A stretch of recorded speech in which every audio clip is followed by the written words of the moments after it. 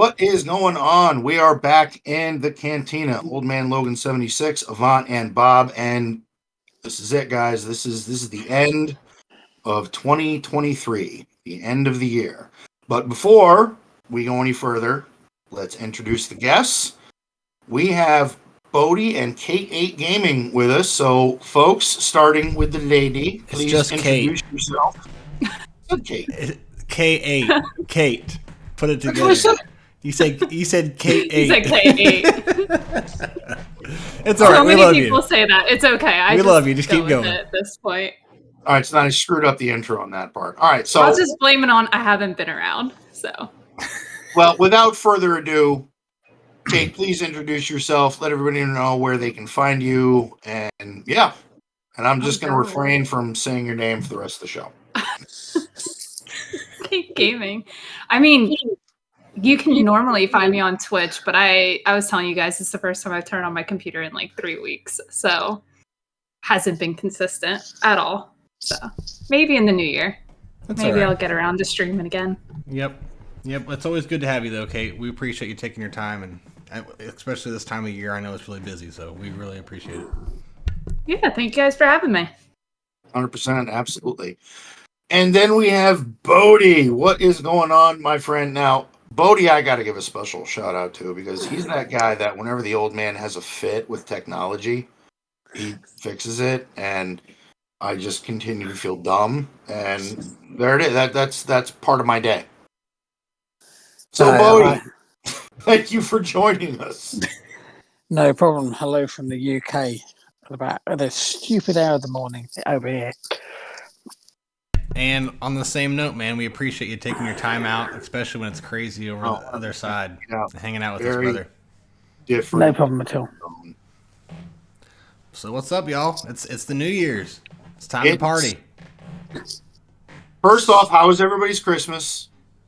Everybody get what they wanted? Yeah, mine was good. Lots of family. Kids were happy, so I couldn't complain. A lot of cookies. Kids were spoiled. They had a good time, so that's always good. That's the way to do it. What about you? No, Hunter. No, it was busy. I had a lot of people to visit. I did deep fry a turkey from my wife's sister, though. That was nice, and I saw my old man, and so no, it was good. It was good. I forgot you guys have that the food chat. My husband grilled like a whole brisket and like made like a whole bunch of food. I should have posted it in there. What was the size of the brisket? What did he do? I don't know what he did. Put it in the smoker. That's about all I know. That's the most active part of the chat too. You should have. It really is. I know. There's so much food chatter on our Discord. I love it though. I do. I'm like, ooh. I forgot. And I've learned a few things reading some of that stuff. We are three I should scoundrels. just tell him to join your guys' Discord just for that, because he's always cooking something. He made us steaks tonight. He's always cooking. Oh yeah.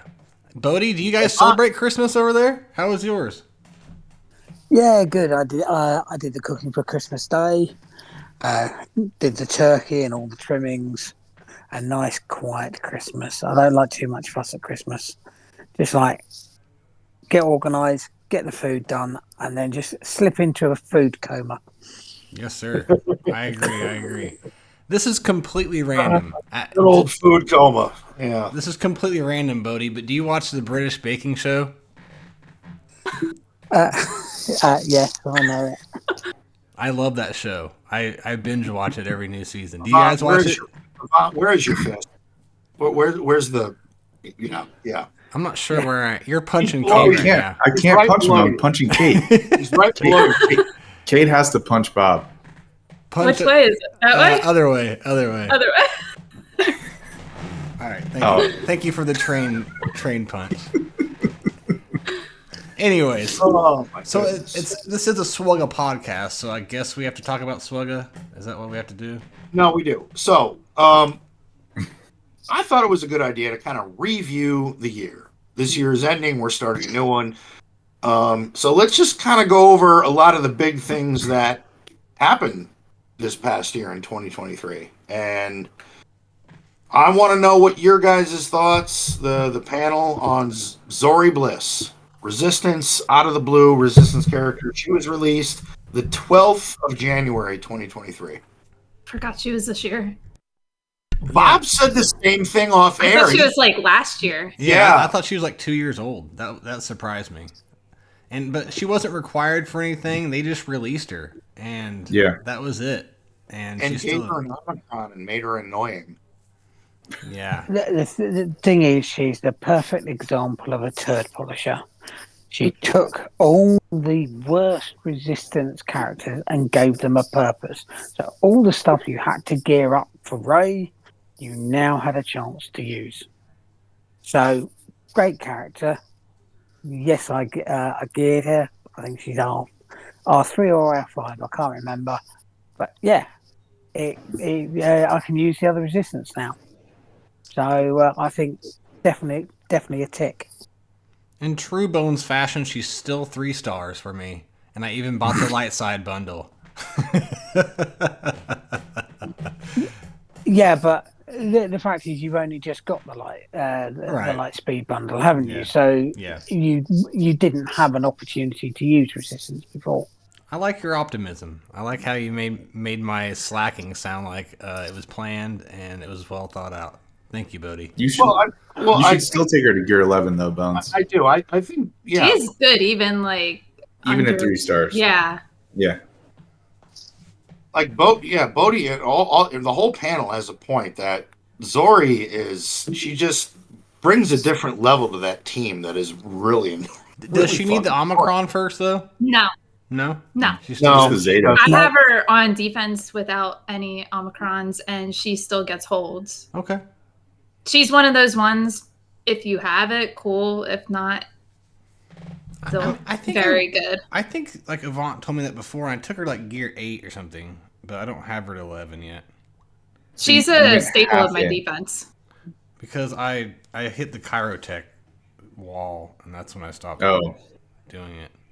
She's a perfect back wall team if you need one. Because guys, I unlocked GL Ray and I unlocked Leia at the same time, so I'm working on 2 light side ticket characters right now. No, Zori is definitely that back team wall that you want in case your opponent uses something. Especially maybe 8-9 million GP. They might limit a counter, and sometimes you can get stuck behind that. And stuck on her before.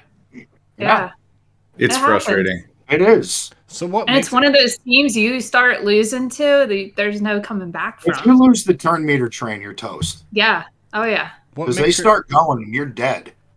What is making her so such a pain in the ass? What does she do for the team? Because I'm kit. I'm slow when it comes to kits.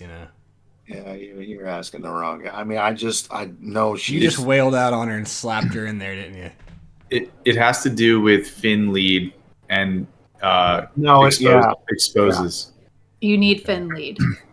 Yeah, so I have her pimped out to Gear 7, all her specials and everything, but she's just at Gear 7 from here now. So that's a really good team to use in Sector 4 of this latest conquest, because getting that many exposes is a pain in the ass. Honestly, even I'm assuming you said she's 3 stars, just gear her up. She's worth it. Okay. You can still use her. You want to hear something? I'll probably do Bad Batch before I do her. Even though she's a Gear 7 and we're literally telling you don't even need to Gear bring her to 7 star. Would be it's good. the Kairos. I got to put them towards Kairos something. Oh my god. You'd need way more for Bad Batch. Just tell him to gear Bad Batch and he'll gear Zori instead. Just gear Zori first. Just do it. I'll just do whatever the opposite you tell me to do, Kate. I'm just going to do whatever you tell me to do. I'll do the opposite. You just don't listen to me anyway, so that's okay. All you got to remember, Bones, is that in 2 weeks' time she'll become accelerated. Zori will. Yeah. That's true. Yeah. It's a year. That's true. I thought it was less than that. I thought it was 5 or 6 months. No, it was January. It should be a year. Then wait until she's accelerated, then start farming her. Yeah, because I'm not farming any characters but Paz, so yeah, that's something I can do for sure. All right, so Let's move on to the next unit, or we will literally be here all night. So, the next one it was a Galactic Chase. It was January 27th. The TIE Defender. Mm-hmm. That was this year too? Yeah. That was Wow. last year. What a I know. slow Aren't these yearly wrap-ups a trip? You're like, holy shit, it was out that I feel long. like that's been out forever. Yeah. This ship is amazing. It really is. Yeah, it's a great ship. And yeah. now, I did take Iden Versio to R3 just for this ship. And the rest of the team is, like Gear 5 or something. That ship is the reason why you can counter the Leviathan with Thrawn. You could literally counter anything with that ship. Yeah. Yep, I used to run the Executor counter to it. It's definitely the perfect off-meta ship. Absolutely. It's pretty reliable versus Leviathan too. It's not like the other ones where it's like that could go sideways really quick. It does a lot but it's more consistent. The ship does a lot of damage multiple times. So you can do a burst damage, or you can take off multiple stacks of something, which is very useful. And Iden Verso is the pilot, correct? Yeah. So why wouldn't you, especially with the raid and where the game is now, why would you not want her at Relic 8? Zareth, you can come in, man, and crash if you want. Or you can lurk. It's up to you, brother. Shit, Zareth, no, you can hop in. Yeah, actually, everyone's welcome. It's a party. It's a New Year's party. It is the end of the year in the Cantina. That's what we're doing. But yeah, that ship is awesome. It was one. Yeah, I took her to Relics and farmed her just for it. And now, do you need Scythe to get rid of the Leviathan though, or you can do it without Scythe? Yes. You need Scythe. Yeah, you have to have it. Yeah, that's what sucks for me. It's definitely a requirement. Yeah, I'm still quite a ways from that. So on February the 9th, we had the Tusken Chieftain. Yeah, I mean, he did do good things. Is it a she or is it a he? He. The warrior is a female Tusken. Okay. Yeah. I think. Yeah, I mean, it does good things. I mean, it kicks your ass in 3v3. I think I got held a couple Grand Arenas ago on 3v3. It was on the back wall, and it was the last squad, and I couldn't take it out. So, yeah, I mean, it does good things, but it's just a luxury team, Something like me that I probably won't work on for a while. But it's not a bad team. It's one of those that people geared it for the raid. Mm-hmm. If you don't have it, then you're not missing much. Well, it's nice to have, but if you don't have it, I wouldn't say rush out to farm it now. I will say, especially in this latest set, if you can get a Tusken Datacron that they are, and with the Omicron that the Tusken Raider has, that team is fucking annoying. It's annoying. That's rough. Like you got to take some meat off that bone. You're not gonna just send some swag in there to beat it. I mean, Bowdie, Kate, have you seen an off meta, relatively cheap counter to Tuskens on defense? Oh, I'm not saying they're bad. I'm just saying that they're a luxury. There are team now. I would farm something else rather than recommending farming Tuskens. Yeah, I agree with that. There's other teams I would go for over Tuskens. I think they're either a team. If you have them, their viability is outstanding. But for somebody that doesn't have them, now that the past raid is over, that's not something that you should even probably remotely look at. Yeah, I'd call it a solid C team.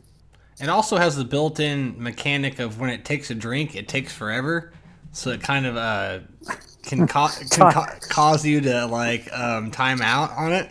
So it's got a little hidden mechanic in there that helps. Until you face a Nisa team and the freaking Ewok chick is throwing multiple rocks at you all the time. All night. You're just sitting there like, lady, are you done? Are you done throwing rocks at me? I personally like the Tuskens. I keep them for offense because if someone puts a turn meter based team down on defense, Tuskens will destroy them. That is true. That is Like true. Captain Rex with Phoenix. Tuskens handle that very nicely. Why you would put Phoenix on defense, I don't know. Because Phoenix is my go-to counter for Inquisitors. they're so good. So good, and you don't even need the Omicron. Kate, I've seen you do that on GAC. I've seen you do that. Like Yep. in 5v5?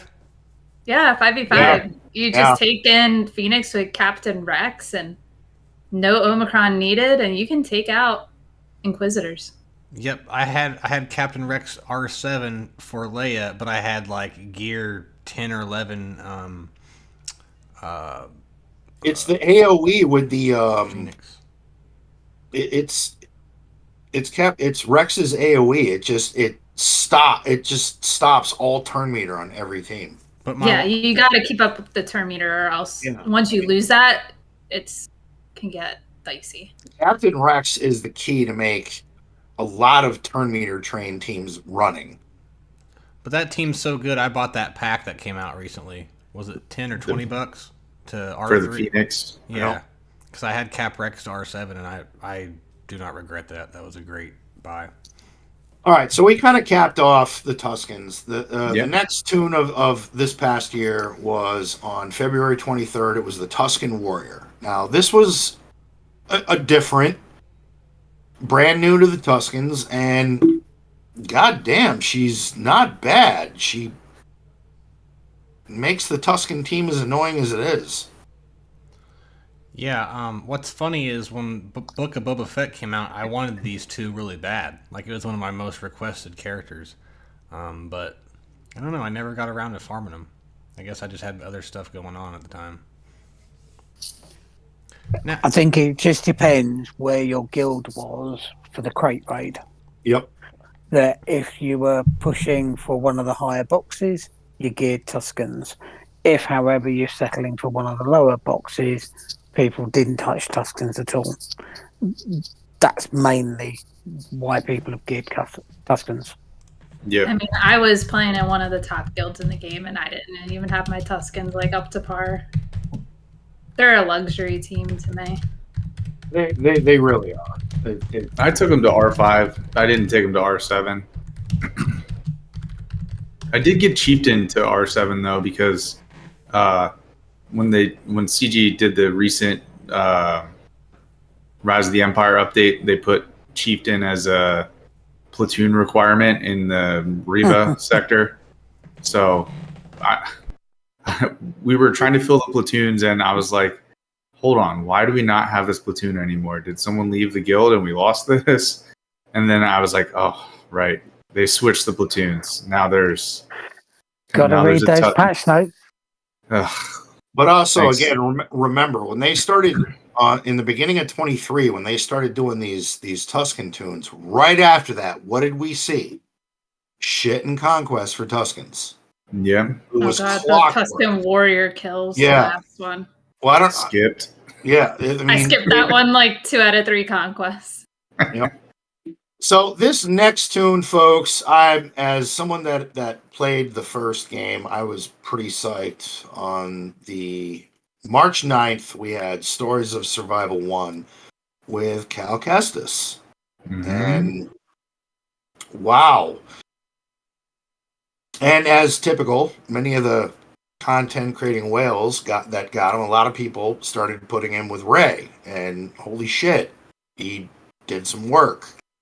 So what do you guys remember of this event and this tune? Did you get him? Are you still using him? What's... I'm still using the characters that unlock him, but he's only came around, once? No, we're talking about... other one. He was a Baby Cow was a marquee. Baby Cow.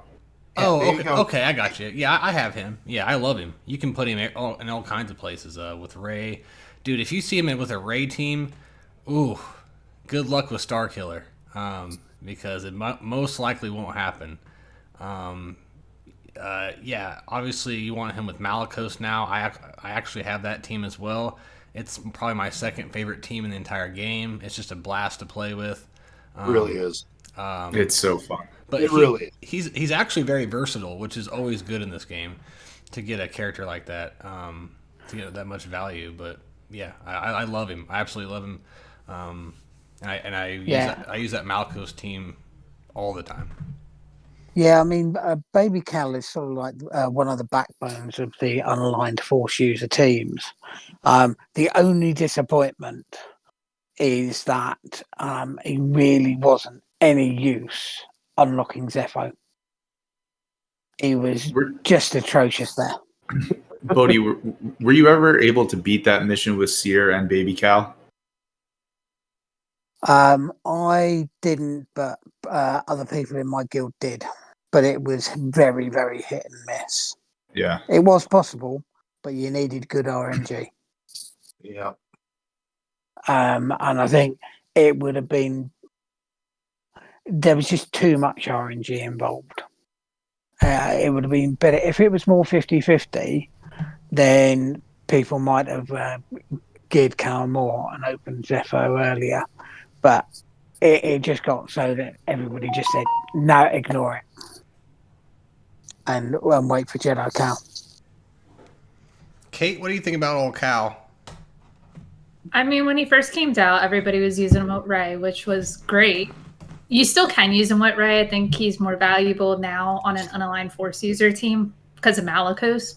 So he's definitely versatile. So I really liked him just because he's a plug and play character you can put on a lot of different teams. Yep, So I agree. I liked him. Yep. Avant? All right. So on.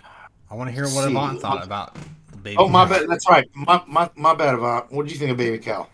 I mean, I love using him with the Ufu squad. They're so much fun to attack with. You can just throw rocks at people and just destroy them. It's great. Dude, throwing the rocks, and then at first you don't get much, but by the fourth or fifth time, you're deleting the entire team. It was cool. I didn't have my Sith trio for Ariva one time in 5v5, and so I had to use Malakos. And dude, he just whenever the game. When you blow up a team and it just locks up for like 3 seconds and it sits there for a second, but it's something crazy is about to happen. Entire team just deleted. It was the coolest Malakos moment I ever had. Still remember Malakos, like when everybody unlocked Malakos, it was just very tough to beat him, and you're just like, oh my god, what do I do? But I know that's later in the year. Spoiler alert! Thanks a lot. Yeah, we're getting to him. So like one I remember. So to kind of round out more of this team, on the 23rd of March, we had Stories of Survival 2 with Seer. Oh yeah, I mean, she's one of the coolest leaders that have been put in the game in a long time. If you go and read her kit, you'll fall asleep by the end of it. It's so freaking long.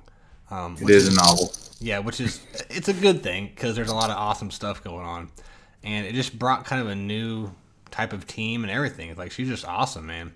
And God, she hits hard with that one move where she, like, what does she do? She does something and then throws the lightsaber at you. She shoots at you, and then she throws the double-bladed lightsaber at you, which sometimes hits you. So, spoiler alert: Malakos is coming. We keep talking about Malakos, but yeah, you got Malakos hitting hard. I haven't done it with Fulcrum because I don't have her. But I heard really a spoiler alert. A lot of people have Malakos. They know it's coming. No, I know. I'm just saying it to be funny. I know. But thanks a lot. And I don't know what I was talking about, but yeah, she's awesome. Anybody else? I think one of my favorite things about Seer, other than like what she brings as a leader, is her animations. They like really nailed her animations from Fallen Order. If you played the game, they did. Her two special abilities are really cool considering the story from that game. Yeah, I do find that if I haven't read the content, watched the content, or played the content of characters they bring in, this game does a good job at making me want to find out more. Like, they'll make me like the characters, and they'll make me want to go pursue that content. So CG does a good job at on that part of things. Anyone else? I think with Seer, I think we saw the writing on the wall. that a unaligned force user team was in development, something that the player base should be paying attention to, that, you know, this is where they're headed. Something's coming. Yeah. And but we'll get to that. Spoiler Bowdie, what alert. Bowdie, what did you think of Seer? I I enjoy using it, to be honest. And she's got the multifunction of not only in GAC but also in TB, because she is the one requirement for opening up Zepho. So she went straight to R7 for me. Yep. Same. It kind of is a little bit of a different take on it. The addition of the Seer team really solidified saving like the Sith trio and SWGOH for offense for me, because that just became such a more valuable team, because you need it for, it can counter so many different things, and trying to utilize where to use them. I think that was just something that added a different aspect to it. You had to figure out different counters for other teams that normally you were using like Sith trio on. So Sears brought a really good team to the table. No, she has. She really has. If you don't have the right counters, you could be done. And so I have a question about that. What do you guys use the Malicos Seer team on offense or defense? Defense. Defense. Offense. Offense. Ooh, it's split. That is my designated Ray killer. I did use it for Ray? on defense until Ray and this stacking defense cron, and I said, you know who doesn't care about defense? Malicos. Okay. Interesting. I don't know. On defense, I was putting, what was it, Seer. I don't remember who I had specifically on the team, but I was putting Maul in the team with Malicos, and especially with his Omicron, pretty nasty. Okay. Yeah. I had never faced that before. It's nasty. It's not fun. It's not fun. I'm trying to think. I will say it is really gratifying to watch Malicos throw his rocks and watch the health of a Ray team just get partially deleted. You're like, oh wow, yeah, I'm gonna take that. I just that team is my Ray assassin. Same. I'm still good with Star Killer, so I get pretty same. good win rates with Star Killer. You had good success with these stacking defense crons with that? Yeah. Oh shit. Sometimes the Star Killer counter works, and sometimes it doesn't. So the one time it didn't work for me, I was like, that's it. I'm just gonna save Malicos. I only have problems when Cal is in the Ray team, which never is the case anymore. That's the only time I'd have Didn't problems. really give me issues. I feel like even Ray teams that have Baby Cow, if I use the Seer Malicos team, it's still post. Yeah, he'll get repost and he'll attack under protection. Yeah. Rapaste. Exactly. Just to go on to split it, I put mine on defense, so defense is cooler. So on the 6th of April, we had Stories of Survival 3, and we've got Marin. Oh, Another off She's my- lifter. She's my Again, favorite. I- Favorite one of all these characters. I That just work for I Jack. want to hear Bowdie again talk about a turd polisher because he was so right the first time.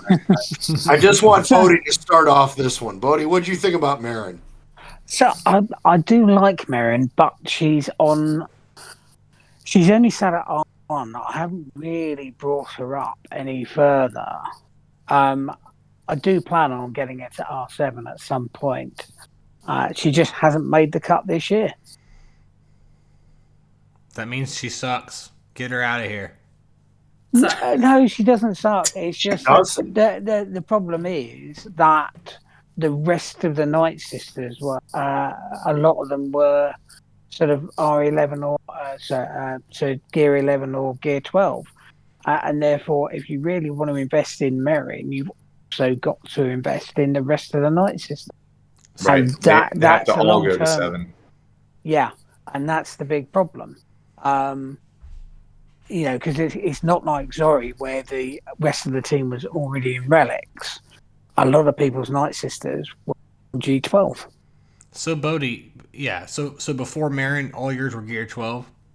That's interesting. Well, no. So Daka Zombie were R5. Hmm. Asajj was R2, I think, for the gas event. The gas event, yeah. Yep, I remember that. Because Daka and Zombie were R5 for the Crankle raid, and the rest were Gear 12.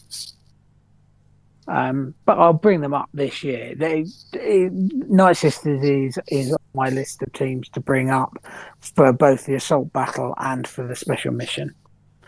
But it's finding the time to get those the signal data. That's all. So Bowdie, for the assault battle, you can take them all to Relic 5 and then take Daka to R7.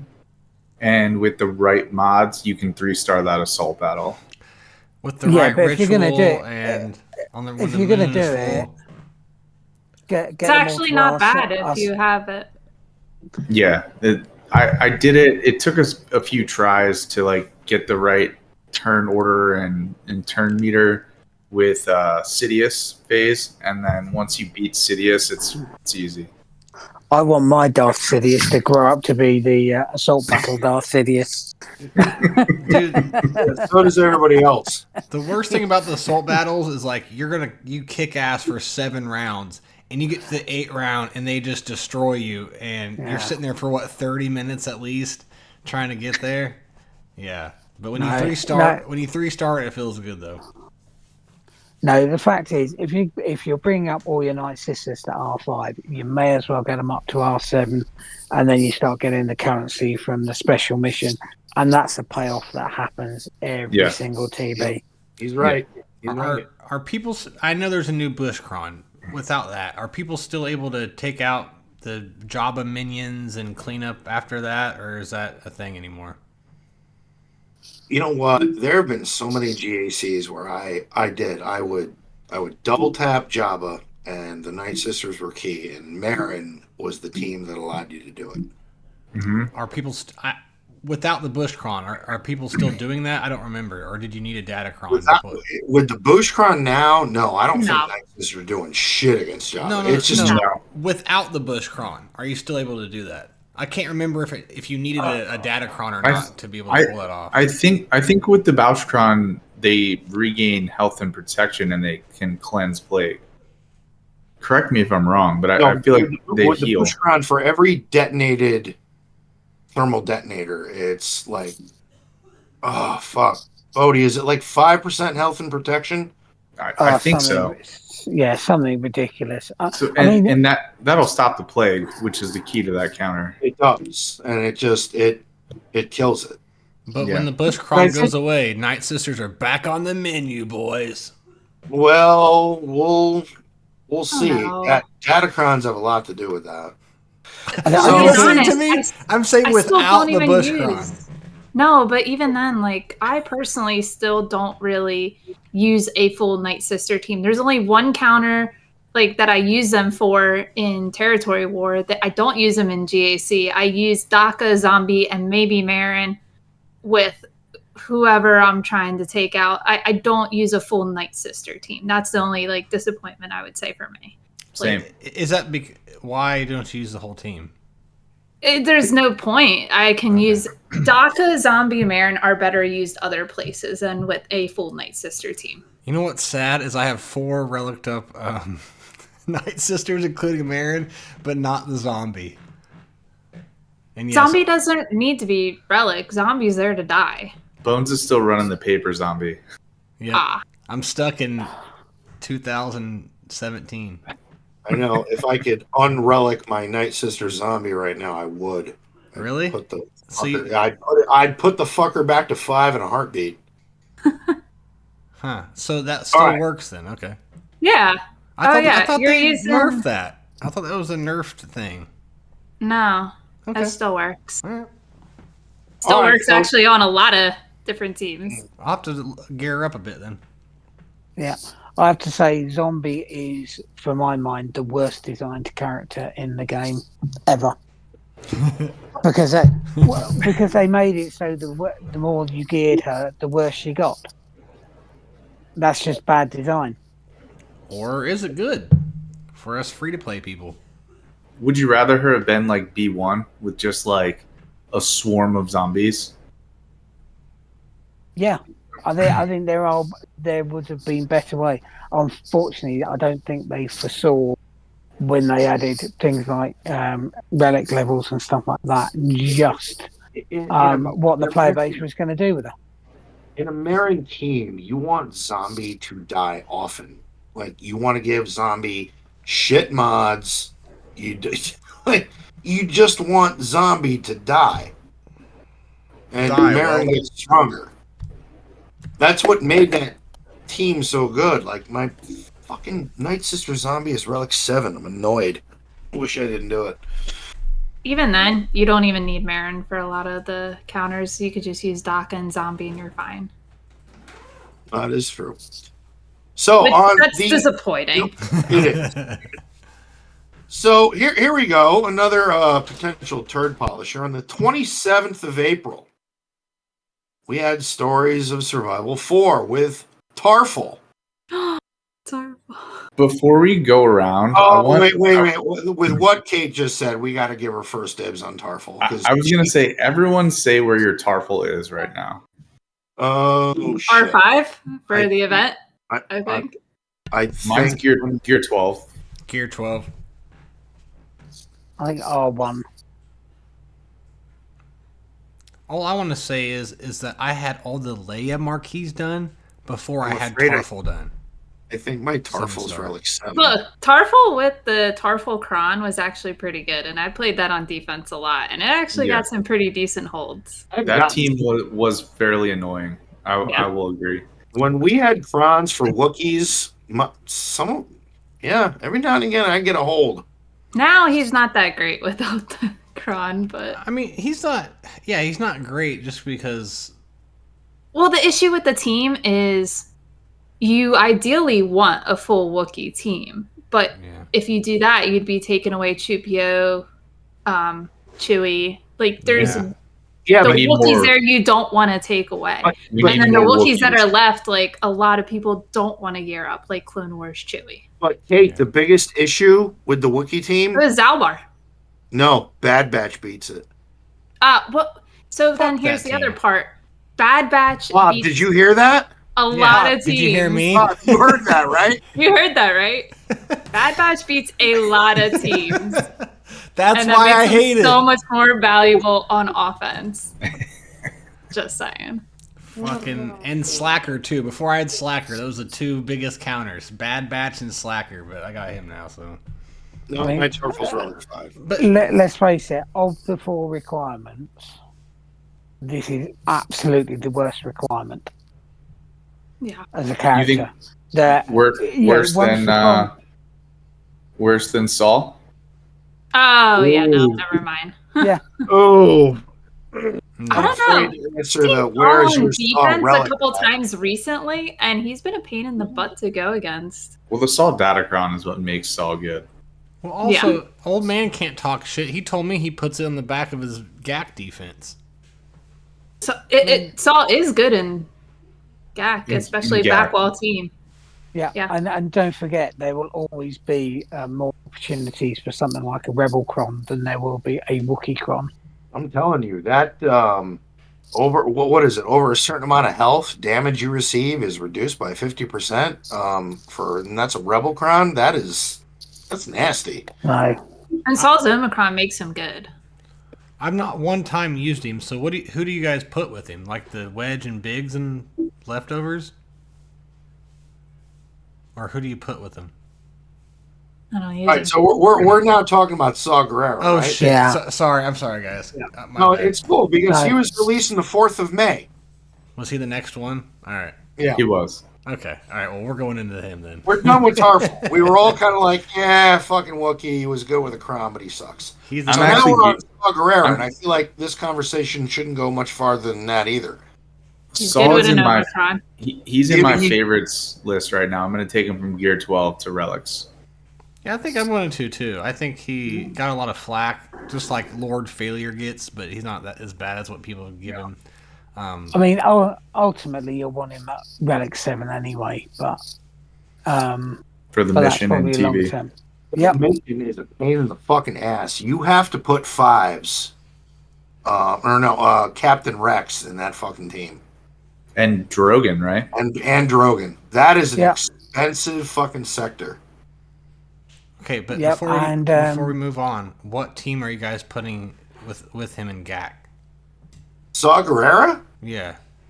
With his cron, normally I put him in 3s. I don't put him on defense in 5s.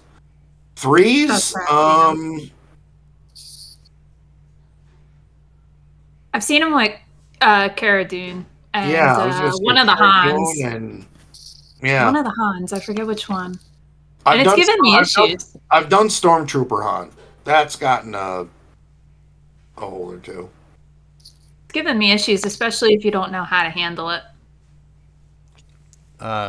Rokarin said Kara and Kyle you could do. Okay, that's good. I'll probably work on him. So he's not that great in 5v5 then. No. Okay. All right. I mean, to be honest, he's nice to get holds in GAC because people are not familiar with facing it. Yeah. Yeah. They see it and go, oh shit, I think this will work, and then they get their ass handed to them. Because, Yeah. I mean, he was the one I've been requesting for years, and I was so excited about. So I think I'll just work on him for... I'm not gonna lie, and we're not saying he's great. We're just saying with the Datacron, he's pretty good. Other than that, I'm sorry. Everyone else agree with me or not, but his kit is shit.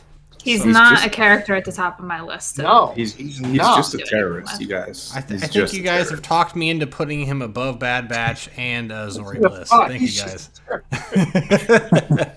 I'm convinced. Oh, I And I love will. that. That was great. He's just a fucking terrorist. That's it. So, all right, we've covered that. So at this point in the year, we definitely got the kit for Malicos, and we definitely got the kit for Jedi Knight Cal. That's where we are at this point in the year. So let's start with Malicos. Or Bowdie, do you know something I don't? Yeah, you forgot the galactic chases for TIE Dagger and the Mark 6 Interceptor. Oh, I was So- going to do that after Malicos and Jedi Knight Cal. Spoiler alert. Am I off on time? Did those come out first? Yeah, TIE Dagger was 25th of May. Nope. See, this is why Bodie's here, to unfuck my misinformation. So, let's go there. So, TIE Dagger. It came out. What did you guys think? Did you 7-star it? Because it was a galactic chase. What did you think of the ship?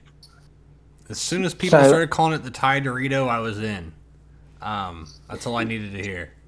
I love how he just said, "Yo, it's a snack. We're going." So my view on on galactic chases for these ships is I always try and get it 7-star.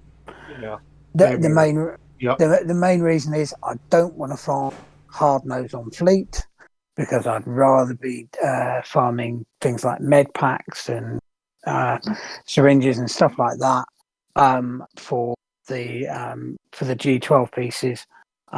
So I'd rather spend the crystals and get it 7-star straight away.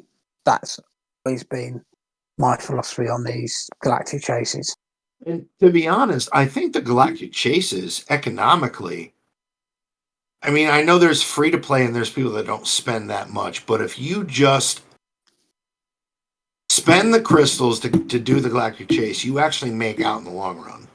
Yeah, I mean, as a player who bases my in-game success on hyper efficiency and like how to spend my resources, the TIE Dagger and the Mark 6 Interceptor, I took both of them to 7 stars from the Galactic Chase. That's right. You did do that. That's right. You did. And as, I mean, as someone for who's all an of this- idiot and bases his success on luck and just hoping to get through it, I also took that and the other one to 7-star. So I was pretty proud of myself. No, Bob. Yeah. But I had the stash for some reason to do it as well. Kate, what did you think? Kate, what did you think of these two ships? Did you spend some both crystals? You get them done? Oh yeah, I got them done. But a lot of the reason behind mine was because of where I was playing at the time, and I like you had to keep up. So yeah. But like they ended up being like good ships anyway. So it's like, especially ships, and a lot of it goes back to what Bowdie said. Like I would rather farm other stuff on the fleet nodes than ships. Like ships are awful to farm. They really are. So if I can knock it out in a galactic chase, I'll do it. But I did the one ship I wasn't able to 7-star, and I was 10 shards short, was Marauder, which is later. Same. And that was awful. I had such horrible RNG, and I was going through 200s crystal wise every single day, and I even the last day tried to do 400s, and I just couldn't do it. Actually, it was the last couple of days. I did not have good luck. Damn, you were. It was awful. It was so bad. I feel bad. That's terrible. But, I tried. It didn't work. That's why those galactic chases. It is. If you have the crystal revenue, if you're a spender or you're very economical and you're not very much a spender or free to play, when a galactic chase comes around, you have to complete that shit. Yeah. So this is the reason ships are not accelerated ever. So things like galactic chasing is not about the revenue; it's about how much you've got hoarded in advance. Because that's the reason why I have. I always set a minimum crystal level that I want to be, just so that if something like a galactic chase comes up, a new cap ship, or anything like that, I can just spend and be done with it. Yeah. So it's not about the revenue so much; it's about have you built up the hoard, because you need probably about 5,000 crystals to do a galactic chase, something like that. Yeah, that's about right to be safe. And sorry, go ahead, Bud. Yeah, so people who is on the between 1 and less than 2,000 crystals, you're never going to be able to do a chase unless you spend. That's what I don't spend on crystal, but I do hoard them, so I have a minimum level. I don't spend barely hoard, and I was like struggling every day to keep up with it. Yeah, like I've had where I had to struggle, but I would sort of quit farming shards for whatever I was farming for. I wouldn't do refreshes, and I would just put all those extra crystals into the galactic chase while I was live. Yeah, that's a part of it. Yeah, but going off what Kate said though, like when a new ship drops, everyone, I don't care where you're at in the game, should take notice. If you're able to farm it, go for it, because it's usually something important. Except for the fucking Ravenclaw. I'm still waiting for the goddamn Ravenclaw to be useful or required for something. But you know what? We'll get there. Day could be coming. Day could be coming. Like every time a GL or legendary drops, I'm like, yep, it's gonna need the Ravenclaw, and it never does.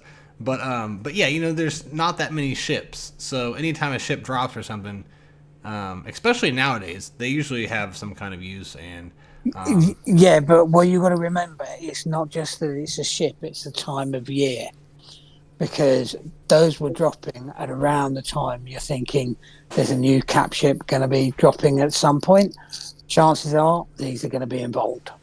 But we weren't talking about it when the Dorito dropped, because we were talking about First Order, kind of stuff. They weren't expecting a Sith ship. That was a nice little curveball. Yeah, but when the but then we had the Mark 6, right? Came around. Yeah, when the Mark 6 Interceptor came out, then we went, whoa, check fire freeze. What's going on? Yeah, but I don't remember when they announced Leviathan though. It was like it was a hint. They pretty much just said, yeah. No, we're getting there. There's a Sith ship coming. And everyone started relicking up their Sith randomly, because no one knew who the pilots were going to be. So Bowdie corrected me. So after those ships, now we've got Malicos and Captain Rex next. Oh, really? Captain Rex was 22nd of June. Yep. Bowdie, can you send him whatever you're looking at? Yeah, right. Because all I've got is the marquee list. I was just kind of guessing when the other big shit hit. Because I was talking about when did Malicos finally? I mean, we had to work on it for 3 months. When did he hit? Jedi Knight Cal was 29th of June, and Malicos, the first conquest started 10th of July. Oh, all right. I have my own spreadsheet where I keep track of all of this. That's All what right. I'm looking at. So then I'm just going to confer to you, which I should have done from the beginning. So yeah, so Captain Rex came next on the 22nd of June. So I've got something to say about Captain Rex. I remember listening to Sarah and Pico have their episode about Captain Rex, and no, I think he was on our show. Pico was when we went over the Captain Rex kit, and we talked about it, and I said, "Fuck it, I'm whaling." And is this what took you out of your free to play spell? I thought that was like August. Was I on a free to play spell?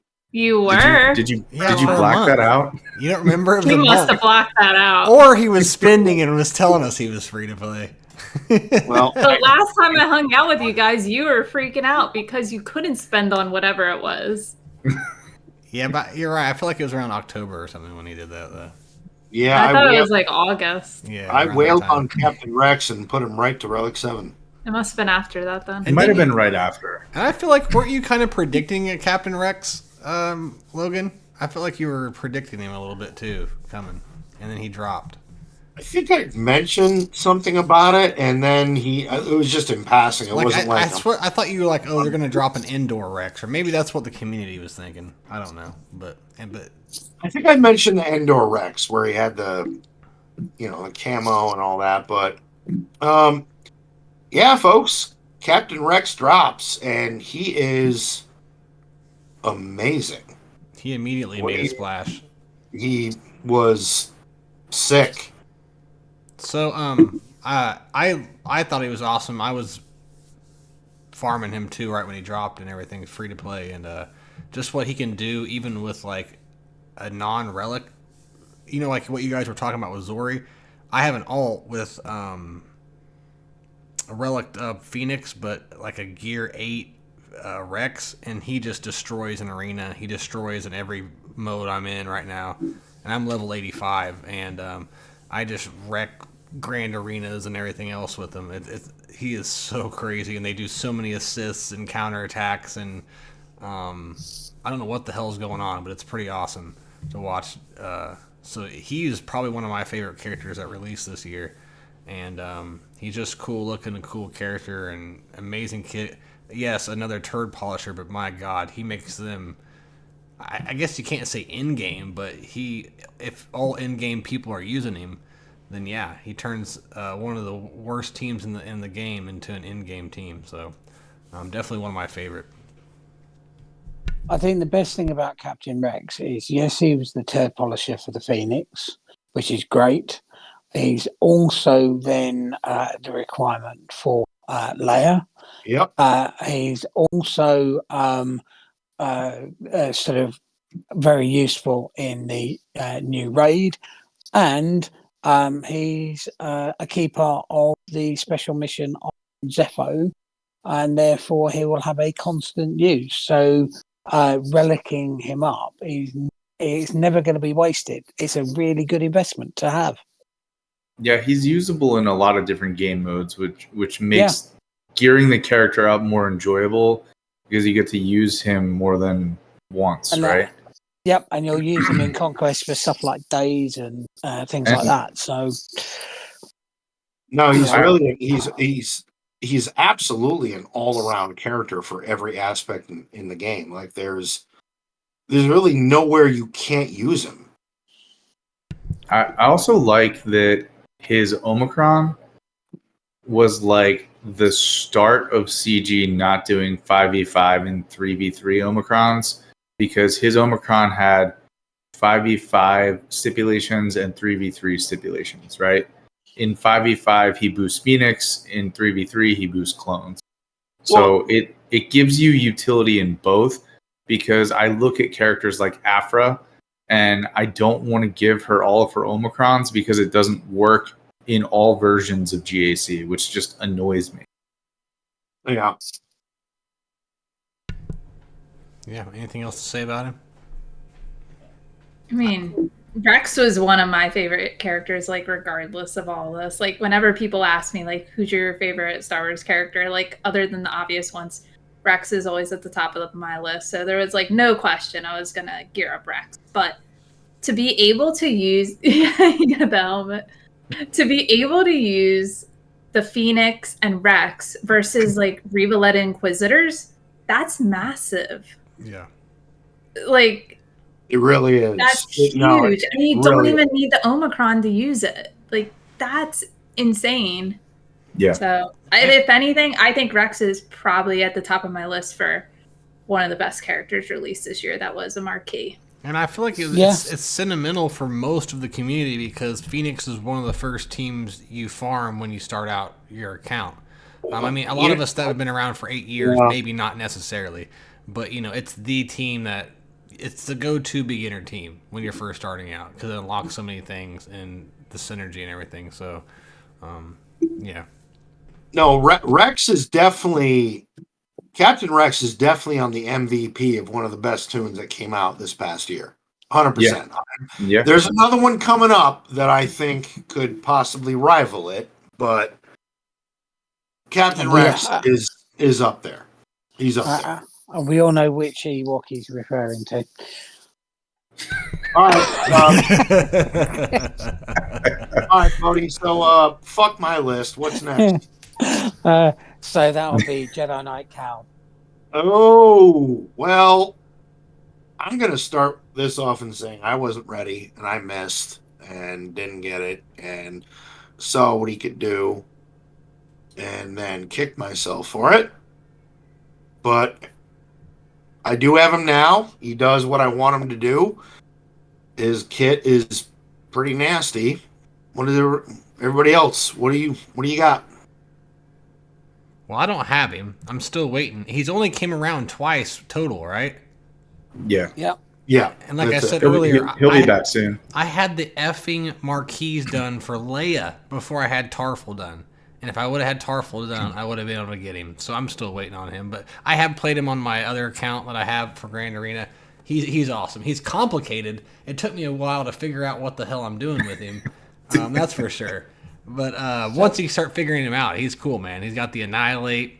And so he's pretty much a hard counter to... You could take some crap Jedi and counter Malgus, which... Malgus had... You're using before him. You were using C and gas, right? And gas wouldn't always work if you had Darth. I'm not gonna lie.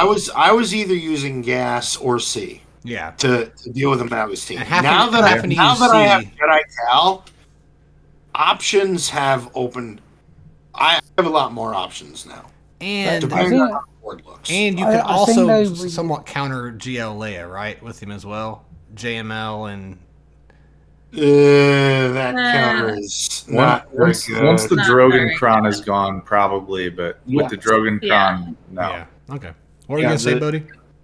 So I was just going to say, Bones, it's very important that when you have these events like Jedi Knight Cal, which are permanently in the journey guide, I would always prioritize over that are always going to be in there. So I'd have gone for Tarful before finishing off Leia, just so I was ready for when the event comes back. Because otherwise, it's another potential 4 months where you're without the character.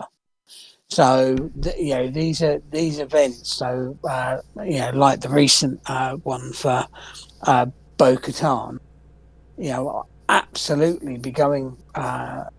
To make sure that I'm ready for it second time round. Well, if you're, because otherwise you're going to be 6 to 8 months behind the curve. There was an asterisk beside that though, because do you remember there was like some big event where all the Leia requirements were being dropped? It was kind of like a galactic chase. What do they call them? Additive drops. Yeah, I think event. That's why I finished them before Tarful, but I had been. I've been going hard on all the requirements. I had them all done, but Tarful, and they were just, we all have those characters that are just terrible drops, and they never ever are easy for you sometimes, and that was just Tarful for me. But you're totally right. I agree, Bowdie. Yeah. All right. Anyone else want to say anything about Jedi Knight? So from there, Bowdie, what did we have after Jedi Cal? Were you about to say something about it? I was going to say I got Jedi Cal in the second time around, and I love that character. He's amazing. I would just be repeating what everyone else said. So I was about to say, how insightful, man. That was really deep. The second time too, and I'm still like learning his kit. I feel like. Yeah, it's weird, and Avant told me this because I kept trying to do it without Jedi Knight. I enjoyed yelling at you on your GAC streams about how you just misplayed using him and just died. Because you have to, I guess, use Jedi Knight Revan and give him turn meter, and I still don't know when to basic. I don't know when to do his little chop suey dance. I don't know how to do any of it. So, but I'm what I will say is that there was a bit of a learning curve for people that got Jedi Knight Cal the second time, yet the Datacron was still available. Now that that's gone, and we're having to get those 30 stacks to get the insta kill. Now it takes longer. It's a different game. That's what I'm trying to figure out. More of a learning curve. That's now we're kind of going, why is the motherfucker just assassinating somebody right now? Oh shit, the Datacron doesn't exist. That's my learning point that I gotta get. That's a learning curve right there. For those that got it second time around, that's been interesting. So actually, my question for all of you, because it's his Omicrons are TB Omicrons. Who's got Omicrons in their Jedi Knight Cal? I want to know out in the entire community who did that. That's how many fucks I give about those Omicrons too. 0. No, I've Bowdie, got one. I've got one. The only one to me that seems worth it is the one where he does not lose his stacks of Impetuous, right? No, the one you want is the Whirlwind, because his leadership is pointless. Okay. What does that one do? Yeah, no shit. Now I'm interested. He gives 0 fucks until now. I'm always willing to listen to some wisdom. I think isn't that the one that regenerates? God, I've played it so long ago. I only use it every 2 weeks. While you're looking that up, Bones, I will teach you how to maximize efficiency with Jedi Knight Cal, and I will teach you how to do the Wampa versus Starkiller counter in 3v3. Okay. You're going to have to, man, because I've tried several different accounts with great mods, and yeah. I watched your last stream, and I saw what you did, and I will explain it to you later. I thought you were gonna follow that up by if you gear up Bad Batch. Yeah, I wouldn't have to use Wampa and if you gear up your Bad Batch, that will unlock the secret. Yeah, dude, but I'm pretty sure I didn't even get a turn. I feel like a couple times I didn't even get a turn, and my Wampa was just fucked. So you used your Ice Smasher move at the wrong time. All right. Well, yes, you need to come hang out with me sometime. You don't hang out with me anymore. So okay. So the Omicron Whirlwind Slam is recovers 50% health and protection and gives all allies protection up 20% stacking 2 turns. That's why it's so useful, because you can the health keep and protection them alive. recovery. Yeah, it means you can tank during that mission. Yep. Yeah, because you just skip that mission and just deploy. Hell Bones, as your TB officer, I'm disappointed in you. That totally sounds like Fear and Loathing in Las Vegas. As your lawyer, I highly recommend. I mean, skip that mission. there was a reason. I mean, my guild really pushed Zepho hard to open it up, because before people had it open, people were sort of a bit sniffy about the rewards. But when you're getting just for opening Zephyro, we're getting about 2,000 get to, and then you're getting 40 Omicrons, and you're getting that every 2 weeks. And then you've got the special mission for 40 clones. Omicrons? You are coining in that raid currency. You really are. Not raid currency, the get currency. It's well worth it. Interesting. All right, so what did I mean, we, for the first time in 3 weeks, I did the Reva event. Did you see I got a shard this week? Not 3 weeks, 3 territory three battles. rotes. Sorry, yeah. I forgot the last 2 times. I just wanted to put that out there since we were talking about territory wars. Or battles. So, Bowdie, what do we have after that? So next is Malicos on the 10th of July. I think chat would like you to say die whelp. Yes, can we get one die whelp for the new year? Well, One more time. that was it. That's all they wanted.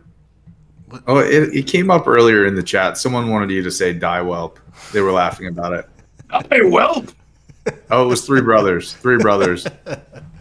Because I don't know, why did we keep doing that? It was something to do with the kit, and I just thought it was funny. But you had said something, and it was the way you said it, I think, and I just kind of went with, no, you got to, like, die whelp. It's not die whelp, it's die whelp.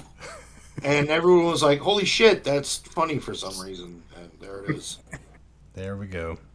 Yeah. But yeah, fucking Malicos, my favorite character this year. Jeez. He was awesome.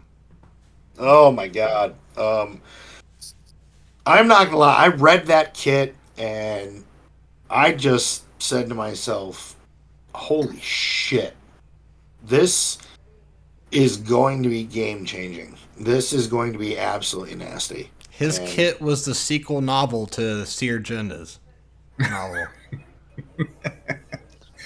I sometimes feel that they get all the CG guys together, and it's like improv. Somebody will start the sentence and then go and then someone else will add something to it, and someone else will add another thing to it. It's like, will you stop doing that? That's how the kits are developed. They sit around the table, the conference table, and they ad lib, and they just keep telephoning the sentence longer and longer. Remember reading this kit on our episode and how fucking long it was? It made us make you reread Serjunda's Omicron, which was like 4 paragraphs. Yeah. Because Bones refused to read it. Yeah, I don't read kits. I don't need kits. I need the Force to be with me, and I'm in Kyber too. So when Malicos hit, what did everybody put him to immediately? How many Zetas? How many Omicrons? Kate, start us off. Go. I mean, I added all his Zetas and everything, but at that point in time, when did you guys say he was released? Like August? 10th of July, and then it became available. You could finally unlock him on 18th of September. Okay. So when I unlocked him, I put the Zetas on him. I didn't put the Omicron because at that point I was still playing in Vanguard and I wasn't using GAC Omicrons. Once I left Vanguard, he was the first Omicron I put on for G. Actually, I might have did that before. I might have just been like, screw it, and put it on. Yeah. I don't remember, but he was one that I bent the rule for to add a GAC Omicron. And then I eventually down the line added the Seer one. And it's just been an incredible team. And like I said earlier, in 5v5, I pair him up with Maul. So it was nasty. It's nasty. Oh, you do the Maul trick. I do. I'm thinking, bless your heart, for the happen to be in a territory war guild. So were you happy? Was it relieving when you got to not have to focus on a TW all the time? I left for stuff going on in my personal life. I didn't leave because there was anything like bad blood or anything. Like, it was literally, I had stuff going on in my personal life that had to come first. And it's also been why I've been away a lot. Okay. Like, I haven't been around. So it wasn't I left because I Right. just hated my guild or anything like that. That wasn't the case. Well, at I all. didn't I'm mean it still like very that. good I friends just feel like no, TW. I know, but it was like a little bit of a relief. Like I play in MC3 now, so I'm with Ranger, Scribe, and like Karth and all them. Cool. Oh, good. So it's a lot more relaxing in that sense. So it is nice in that way. TW is a big time sink. Yeah. Really Yeah. is. And it's optional now, like where I'm at. So I'm like, all right, that's kind of nice with like all the holidays and everything. And like, I don't have to stream battles. I don't have to like it's a lot more flexible. So That is nice because I mean, territory war guilds, man, they're just a different kind of guild, and that's not just in Marvel Strike Force. It's the same thing. When it's like guild versus guild, people go so hard on that, and like especially in this game where you have to divide your Omicrons up for that. It's just I couldn't imagine being in a guild like that because I have been in one like Marvel Strike Force, and it's exhausting. And what sucks about it in this game is how often is there a territory war? Like, what is there? 4 times a month. Four times a month. That really sucks. I wish like the Omicrons were a little less cheap, and I think a lot more people would put them on there. But you have to choose between them. I get it. That's the name of the game. But yeah. Anyway. So don't forget they've started opening the tap up on Omicrons now, in that they're not releasing not giving old characters Omicrons anymore. So you've got none of that. It's only on new ones, and therefore you'll be able to go back and add Omicrons onto old ones, and you're getting more Omicrons throughout the month. Yep. So the tap is slowly opening because that's how CG do it. Is that they'll start off be really stingy, and then they'll just tweak things and just say, well, we'll just add a bit here and add a bit there. And some of it you see, don't. If they change the percentage, the odds of getting an Omicron Cantina and up it by 1%, you're not going to know. They'll see the numbers and know that actually more are going into the game. But that's the sort of thing that they're doing. If I get a dropped Omicron and Cantina, I had a good day. Just talk to TK. I had a good fucking day that day. That's all I'm gonna say.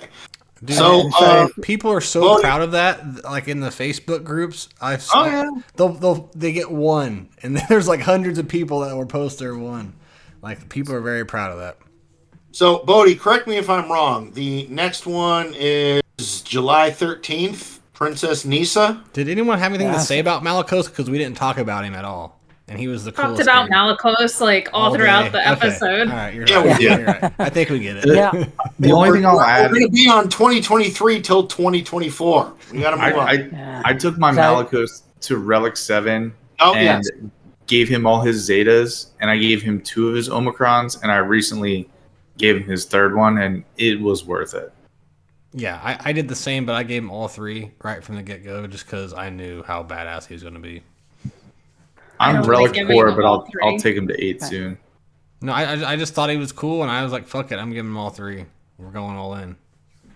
Bodie, where is your Malicos at? Mine's R7 with 2 Omicrons. So, but yes, you're right. Nisa's the next one. All right, yeah, I put my Malicos to Relic 9, 3 Zetas, 3 Omicrons. Kate, where'd you do yours? Malicos, I put on the Zetas and one of the Omicrons. I don't like adding more than one Omicron to a team, and that goes back to being like just free play. I don't like tying up all my resources to one character if I can help it. I mean, there's cases where I have, because I've had to. But I don't like to if I can get away with it. If I can get away with adding one Omicron to a team, I will take that route all day. All right, so we had Princess Nisa was the next tune, and this was the first requirement that we got for Leia. We didn't know Leia was coming yet. We kind of looked at Princess Nisa and went, oh, no, you're right. Captain Rex was. But we didn't, I mean, when Nisa hit, was anybody thinking Leia was coming? Yes. I knew exactly who was coming. Yep. And Nora Leia. As soon as I'm just kidding. I don't think I knew by then. I don't know. Did they announce it by then? Did we know? I think we knew or had an idea. They announced it right around Scout Trooper. And like, when did the No. Leviathan hasn't No, came they out yet? announced- Because we No, that's next. Okay. Yeah, because everyone was still working on Leviathan. I don't think anyone knew about. Told Leia. us about Leia early. Yeah. Like, I want to say when they first released Rex.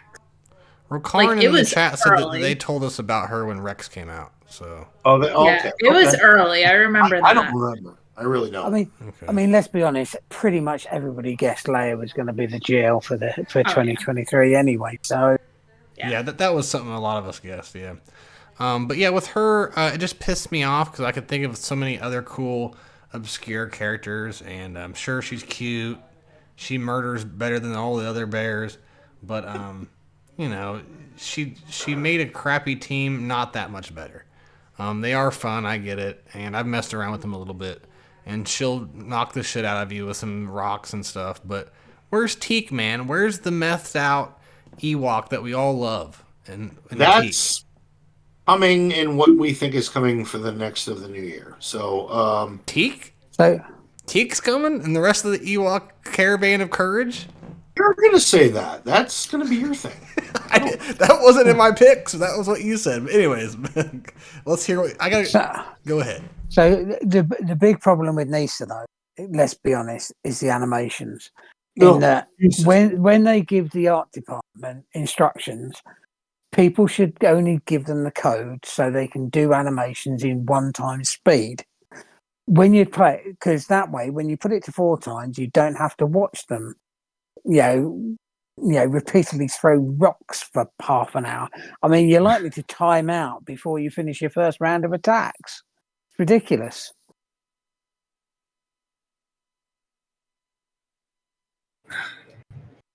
So that the animations on these just make me want to kill people. To be honest, Personally, haven't They're really used awful. Nisa outside of Conquest. Yeah, I found the Ewoks to be very underwhelming. Yeah. The Datacron was good for the Ewoks, and that's about it. I've got a feeling people will put it at R7 as a requirement and then shelf her. Yeah, She won't be used until next year. Yeah. Goddamn he was. Who is after Nisa there, Bowdie? So it's Leviathan next. Oh. So. Can I get the Groundhog Day theme? Sure. Bobby on that? I'm sorry, I went to the bathroom. What's going on? What happened? So Leviathan drops. We read the kit, we look at it, and we realize we all know how important ships are. It's crystal revenue. Yeah. I will start by saying, yep, I saw where this was headed. This is going to be nasty. You're going to need it. I-7 started when it came out. They nerfed it, but what did everybody else think? What did everybody else do? I thought they buffed it like 4 times. What do you mean they nerfed it? Did they nerf it or buff it? I fucking They know. buff it. They buffed, They buffed it about 3 Yeah. or 4 times. Yeah, it sucked when it first came out, and then it was getting beaten by everything, and then they buffed it like 3 or 4 It times. didn't suck. It just was the other ships could just beat it. It didn't meet our expectations for how Especially they when built it up. CG said that it would like in capital letters say like decimate Executor and Profundity or something. Right, like that. because Avant got so aggravated because we would like. I'll tell you what they said. It would execute profoundly. But yeah, as soon as I heard about this, I'm a ship guy. I don't love the ships necessarily, but I know how important they are. So anytime there's a GL ship, I might stop what I'm doing depending how far I am, and I'm working on it. So much I was so excited about this that I just relicked every Sith up until they announced it. And for the most part, I was right on about it. I even didn't relic Bastila Fallen. She's my like only non-relic Sith. and I got them all right. But yeah, we didn't even know the requirements, and I just started relicking up Sith because I was so excited about it. I took it to to 5-star when it dropped, and then they talked about how it wasn't performing how they wanted, and they were what did they say? We're monitoring this closely, and then when the event dropped again, I took it to 7 stars, and it's been great. I was either 5 or 6 stars at the unlock and then brought it to 7. But I remember that event, like on the bonus tier, I ran out of material. So I had like a level 80 Leviathan and like only the basic ability geared up. Like it was bad. I did that with Profundity. Yep. I was freaking out. I'm like, oh my God, I saved up all these crystals. I'm not going to be able to get it past 4-star. But I was able to auto it with a level 80 Leviathan with only the one ability geared up. It was awful. Nice. But I was like, oh, thank God. Yeah, I did the same thing with Profundity. I mean, I have to say, Leviathan is my most hated ship, in all honesty. They didn't release it properly. They had to buff it 3 or 4 times, which meant they didn't test it properly. And also, now it's purely mirrors are based on coin flips. So that's why you get R9 Sith Assassins for no good reason, which is why I never climb with the mirror. I always use Chimera because it's less RNG. But, I mean, mirrors that are just RNG dependent? No. Screw off. Don't want to know that. That's just poor design. My ship shard is filled with Relic 9 Sith Assassins. It is a nightmare. So I do the same thing. Thrawn, I feel bad for you. Mine is full of Relic 5 Sith Assassins and like a couple of Relic 6. Ship shards. Some of you folks are in. Mine's all 9. I'm all 9, and it's all mirrors. Like there's a nightmare. None. Yeah, there's one person who climbs with Chimera, and that's it. And I've heard Yvonne say that before. They're all Relic 5. I'm like, dude, where are you? And are you accepting invites? There's only 6 Leviathans in my shard. Oh my! Where are you guys? I think it's just a really old shard, so probably most people have quit. Mine's an old shard too. Are you kidding me? And I bought a like 20 something every day. I am one with the Force. The Force is one with me. That's all you need to know. Yeah. Everything just goes my way without having to really try in the game. So I continue that. I'm still in a ship shard mafia. I gotta watch who the hell I hit. Dude, what's that movie where The Rock goes up against the mafia? The Rundown or something? Walk tall. Yeah, you gotta walk tall on them bastards. All right. Then we have like a couple people in our shard who are like on the outside, and they just spend crystals like crazy and just start climbing out of nowhere. And I'm just like, why? You're losing crystals. There's no way this is. They just spent 200 in crystals. No, but there's people who spend like a lot of crystals in a short period of time, and like we know when their payouts are, and it's not even close to their payout, and they're doing this all day. It's pride. Like, we're not crazy. Taking your guys' shit. It's crazy. Whenever when new people come in, I teach them to go for like executors or something early on, and just have them like piss off their new shards. That's what I try to promote. Is pissing off. I honestly wish there wasn't shards. Like they're so toxic for them. I drop to about 20 every day, and 2 times a week I may have to refresh, depending on how my climb is. I've been having bad luck with mirrors, like usually it's hit or miss. That's what Bowdie just said. Use Thrawn. It's just lately I've been not climbing at all just because of the holidays. So I found a pretty reliable way to counter when you don't get the Sith Assassin to go first in the mirror match. Okay, let's hear it. The suspense, man. Come on. Man. Post that shit. I mean, I don't make YouTube videos, but I should probably make one because I feel like the reliability of it's pretty good. You basically you destroy the engines first, right? And then when it's your turn, instead of destroying the hangars, bring in the Thai Dorito. If you bring in the Thai Dorito, odds are the AI will bring in the Mark 6 next, which you won't destroy if you destroy the hangars. And so you get that extra reinforcement in. And then sometimes you get the assist with the Thai Dorito too. And you get the assist with the Thai Dorito. Yeah, I know what he's talking about. And then you can destroy the hangars or sabotage the hangars. And then usually you will get boarded and the enemy will get their ultimate off, but they'll get their ultimate off after you can call in your Mark 6. And I can almost always kill the bomber before the Mark 6 comes in. Then I can kill the Sith assassin. Then my Mark 6 can annihilate the Malgus ship. And then you're left with their Mark 6 and maybe one other ship after you get boarded, and it's an easy cleanup. It takes a while. It takes probably 4 of the 5 minutes. Except the only problem with that is most of my shard have learned how to get the AI to bring in the Emperor shuttle rather than the Mark 6 first. And that will mess you up. Yes, that will mess you up. But a lot of the fleets that I'm facing, Mark 6 will come in first, then I'll sabotage the hangars, and then EP shuttle will come in and get destroyed.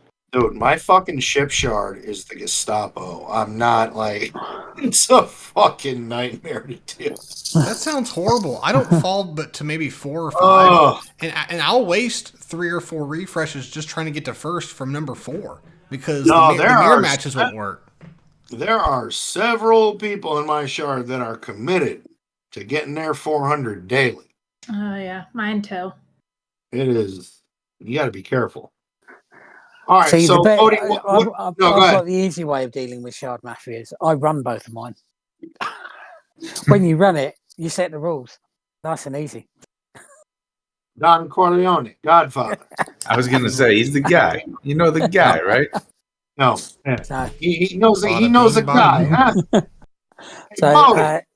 So next one is Scout Trooper, yeah. All right, so Scout Trooper hit. I was always a big Imperial Trooper fan. Scout, is my favorite Stormtrooper. I don't think anybody suspected it would be a layer requirement, though. They wanted Scout Trooper, but they never. I don't think people guessed it would be the requirement. Yeah, but I think after Nisa, we kind of maybe figured Endor Leia, so Scout Trooper kind of made sense. Yeah. With the Endor theme, I love Scout Trooper. I think her kit is amazing. Oh, it's a girl? She's awesome. Wampa.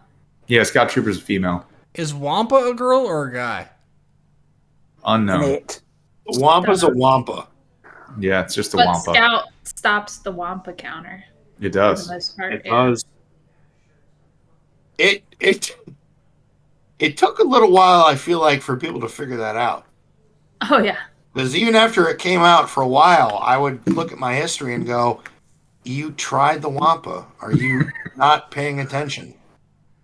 That's because people don't read kits. You imbeciles. That's because people don't listen to our podcast. You guys are dumb. If you don't read kits, you guys are imbeciles. You heard it here first. I'm just kidding. I love everyone, and I don't read the kits either. I'm the imbecile. Anyway, Scout Trooper, my favorite Stormtrooper in lore. They're also the one that punched Grogu in the head. They're very notorious for that. Who else has ever punched Grogu? I don't think very many people. Well, Scout Troopers are, they're usually on trial for child abuse, so that's what they do. They're not as sexy on a speeder bike as the Ewoks are, but they're still pretty cool. Lore-wise, they're cool. That's all I have to say about him. So I think after that, Bowdie was Captain Drogon. Yep. August 31st. Absolutely. Yep. So this is where, Kate, when you said Captain Rex could be up for MVP, I want to put Drogon kind of in that Because he's like category. one-shotting people. He's literally just Torching fools. murking motherfuckers. Like he's just taking them out. So let's talk about it. Like His flamethrower has 2 canisters. It's a 2 canister flamethrower. Well, it'll be interesting to see what happens to him once his Datacron goes away. Yeah. It will. I was just irritated by the, like, they just made up a character and he was kind of generic. That's something I didn't like about him. I mean, he's awesome, but that's my only complaint about him, was he was just like a generic soldier guy. So let me clue you in. Star Wars isn't a documentary. They're all made up. I don't care, Bowdie. If it's not in my mind how I build it, it's not good. I'm one of those people that build their expectations up, and when it doesn't meet it, it sucks. My only issue was on prior reflection. I don't know if I like the title of our episode, which is "Scoundrels Give Drogon a Hand." Now that I reflect, that was kind of rude. But that was the title of the episode. We even said, is it too early? But I think we've given it some time now. I think it's witty, and people should not listen to our podcast if they take us seriously. I don't think that's why they watch it. When we kind of look back at the kit for Drogon, and granted, when his Datacron goes, it's going to be a different team, but even without the Kron, he's deadly. Yeah, and if you don't have Leia and you have Drogon, you can use Drogon in another swap. Yeah. Either with Mon Mothma or Saw Gerrera. Yeah. Yep. Been seeing he him has with his Mothma a uses lot. outside of Leia. That's where I've had him. Yeah. It's Mon Mothma, sorry. But he'll be with Leia soon. 3 Brothers in the chat says Drogon has a killer right hook. But does he have a good left one? And it's his good hand. And cue what's the meme with the guy from Scary Movie? Oh God. With the turkey or whatever. Oh God. Chris Elliott. Is he still alive? I'm cringing right now. Yeah, really. Which, no offense to anyone who has like a bad hand. I've had 2 brain surgeries. My leg doesn't work, so don't feel bad about. So I can say stuff. I can say stuff about this guy's hand. You guys can't, but I can. So Bowdie, after Drogon, did we get Leia or was it the Marauder? No, Leia next. All right. So I wailed on these characters. I got Leia day 1, put her where she needed to be. Absolutely disgusting. Has changed GAC in a lot of ways, especially with the toxic team. Datacron has not of made course it. She's absolutely terrible on defense. I would just like to say that she's a great offensive character, quote unquote. Yeah. Yeah. Yeah. He has stopped me so many times on defense, and I'm just like, I'm done. Like, I lost this JC. I don't have her. Well, I didn't at that point. I just got the ult like a week ago. I'm not going to whine about it because I did it on a previous podcast.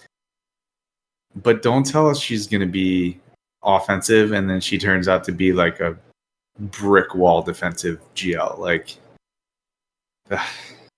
and not just a brick wall, but it's almost like beyond brick wall. It's like if you have a counter that you think will work, if you fuck it up, you're not getting through that sector of GAC. You're done. It's done. I've lost so many GACs recently because of Leia. And that's the only reason I've lost. Now, what is the for the ones that you've lost to? What's been the team comp? It hasn't been the toxic one. Really? Most of the time. Yeah. Before I had Leia, like they would just set a bunch of GLs and Leia be one of them, and I would have to pick and choose where I was using them, or they'd put her in a back wall, and I'd be like spent by the time I got there. Yeah. And it's not like you can off meta it. So you can't like you can't like piece together squads No. and like take a piece out at a time. And I And feel like also, I feel like 3v3 was worse.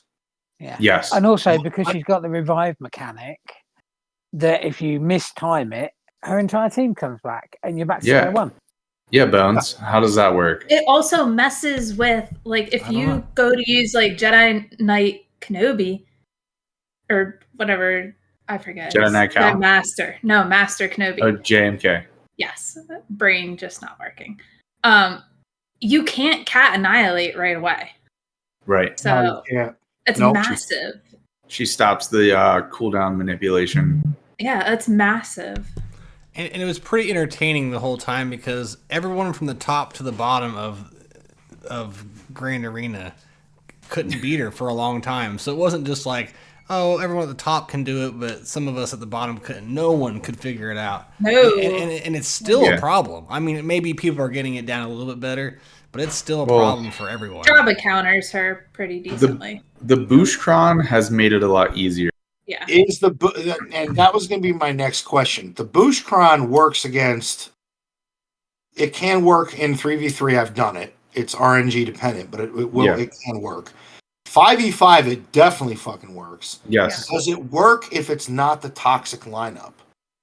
I would think Does so. it work if it's Kenobi and Yeah. something else? Yeah. Yeah. Okay. I think it does. I don't know. I've never faced it, but I've done that in Territory where it works. oh yeah. And the thing is, with the Booshkron, you've also got the Afrocron as well. So you don't want Jabba on defense because Afro will just eat it in 5v5. Oh, in 5v5. So, yeah. It doesn't work in 3v3, but it definitely works in 5v5. Yeah. So putting Jabba is automatically in 5v5 going to be my layer counter. Absolutely 100%. Jabba won me a lot of Grand Arenas in 3v3 on defense, actually, this last iteration. Because I don't have as much as everybody else, so I'd use that on defense, and he was getting holds. He was winning Grand Arenas for me with the Booshkron. I didn't have issues with Jabba with that Kron when he was on defense because you just get the Scoundrel no revive Kron and it was done.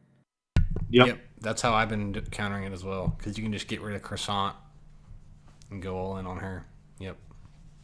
All right, so we had Leia. I can't put her as an MVP because that's not fair. She was a GL. Yeah. However, next, if I'm right, Bowdie, I think was the Marauder. Robo Gideon. Robo Gideon was announced. Robo was announced and then unlocked later. Yeah. But yeah, that started on the 2nd of October. It also took Conquest. 3 months to unlock him after that, so. Yeah, that's right, because the Marauder came out on the 6th. But yeah, Marauder is 5th of October. So I kind of, and again, the whole MVP thing, I kind of want to throw the Marauder in there a little bit because when that came out, man, it took less than a week, and we saw footage of that ship just murking shit. Well, when one single ship who happens to be the fucking Bad Batch that pilots them, by the way, like of all the ships that you could come out with, it was the fucking Bad Batch. He beat me by 1 second.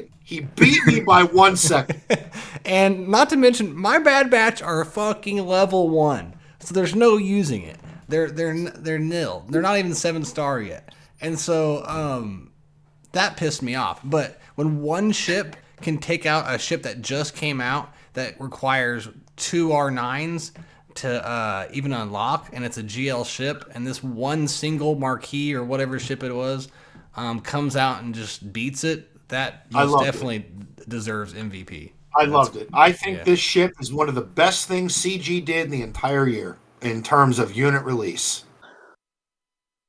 I think this ship was absolutely outstanding, one of the best ships in the game, and for what it does and the little investment and the fact that it's very accessible for every player, I thought it was a home run.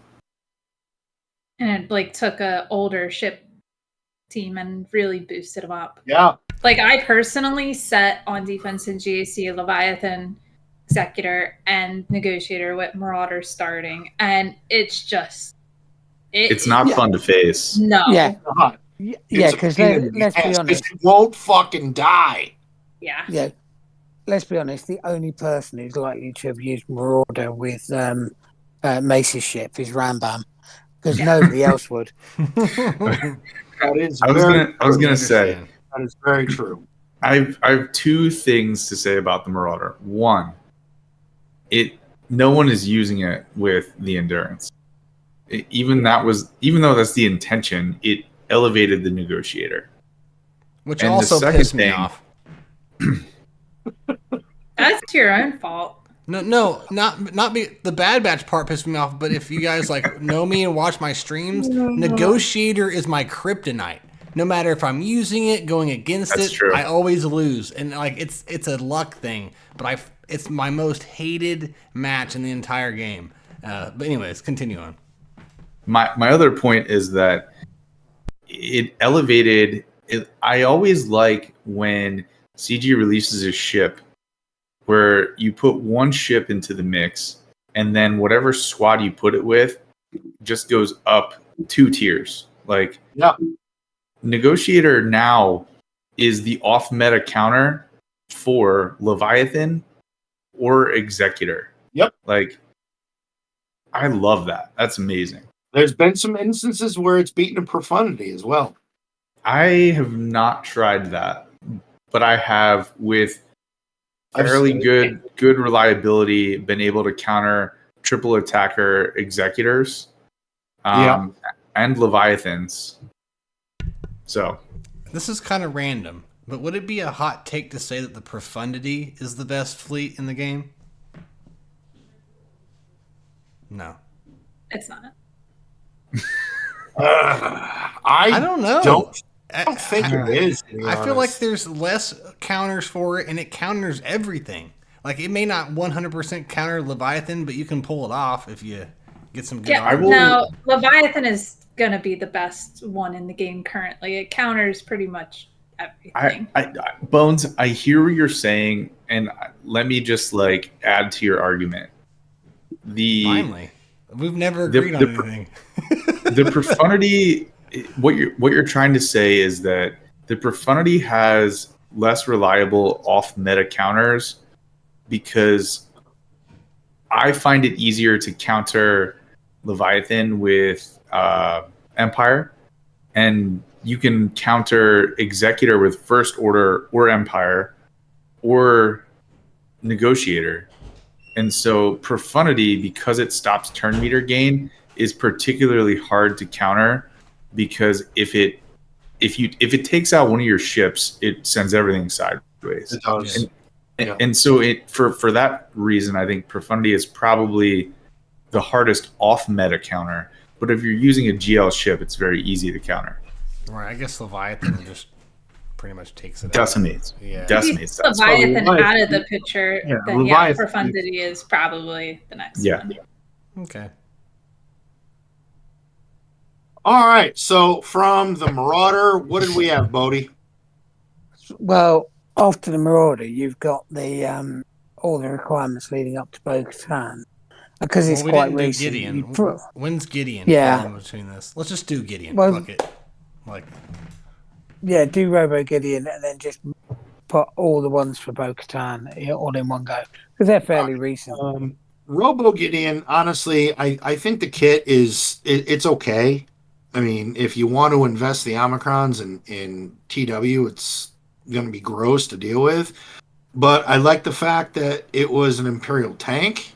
I always think tanks are useful. I think survivability is useful. So I unlocked him, put 3 Zetas on him, and brought him to Relic 9. so I think that- he surprised. Sorry, Bodie, but I was just gonna say real quick. He surprised me. I have him on Mike's account, the 11 million account, and I was surprised how tanky he was, even in Grand Arena. I went up against 1-2, and I was surprised, and so I wasn't excited about him because of the territory war Omicrons, but I still think he's. Correct me if I'm wrong, but I feel like he's still useful in other places. I put him in 3s with Lord Vader and Maul. Yeah. But And I put him in Relic 9, I put him in 3s and said, here, he's now your problem. It's gonna sound awful, but I forgot I had him this whole past. All right, Kate. Then where did you put him? He's Relic 8. Oh, I have him at Relic 8, and I Wow. have him like Zetas on. I just forgot I had him. That's hilarious. I mean, I think the good thing is that, you know, if guilds are pushing to do better scores in the raid, you're having to gear up Imperial remnants. So this is like a payoff to say, actually, you know, we're sort of forcing you to gear up, you know, people like Stormtrooper and Shore Trooper and stuff like that. We're going to give you a leader to make it an actual decent team rather than just stuff you've got to do for the raid. So I think that's a good thing, personally. yeah, my Death Trooper has seen a couple relic level increases because of this. Yeah, I took my Beskar Gideon to Relic 5. I gave him all his Zetas, no Omicrons, but I put him with... Who did I put him with in 3s? I think I put him with Scout Trooper and Stormtrooper. And I mean, I didn't get any holds, but you can't go in against that squad without something good. You have to take something proper against it. Well, his defense and protection are outrageous. I mean, And I put the defense, the Datacron where you get offense equal to 400% of your defense. So the counter is either Adrad with Rogue One or Bad Batch. what do you do with him in 5v5? Do you place a 5-man? Do you place a 5-man Imperial Remnant team? I'm putting him with Lord Vader. Who are you taking out of the Lord Vader team? I've been putting Canderous in there, and I'm just gonna take Canderous out. So what's your lineup? You can go Lord Vader Canderous team. What's Do your you lineup? think Gideon at all would stop bounty hunters or slow, like make it maybe not as effective at least? I think it would make it not as effective just of the fact of his defense. And it's a second tank. If he can last a little bit longer and Lord Vader can ramp up more, you're going to outlast a bounty. You're going to outlast that team. The bounty hunter counter fails because you can disintegrate one of the tanks, and then if there's another tank that you have to burn through before Maul pops off, or Vader gets to his ultimate, then it's over, right? I've never had a problem with. I mean, are you guys still trying to use bounty hunters with Maul and Thrawn in there, or is this a lineup without them? You can do it. No, It depends on the. It also depends on the mods. If I see some low speeds, I'm gonna try that shit. Yeah. I think I'm gonna try it anyways, and still keep my Maul on the Line Force user team. See what happens. I mean, that's not a bad play because your UFU team is gonna be disgusting. Because if I open up your front space and see that UFU squad with Maul in the back, I'm going, oh shit. Yeah. What am I gonna do with that? That is true. That is true. I want to try it as well. I might do that. Yeah. So if I've got this right, on the 19th of October, we had Paz Vizsla.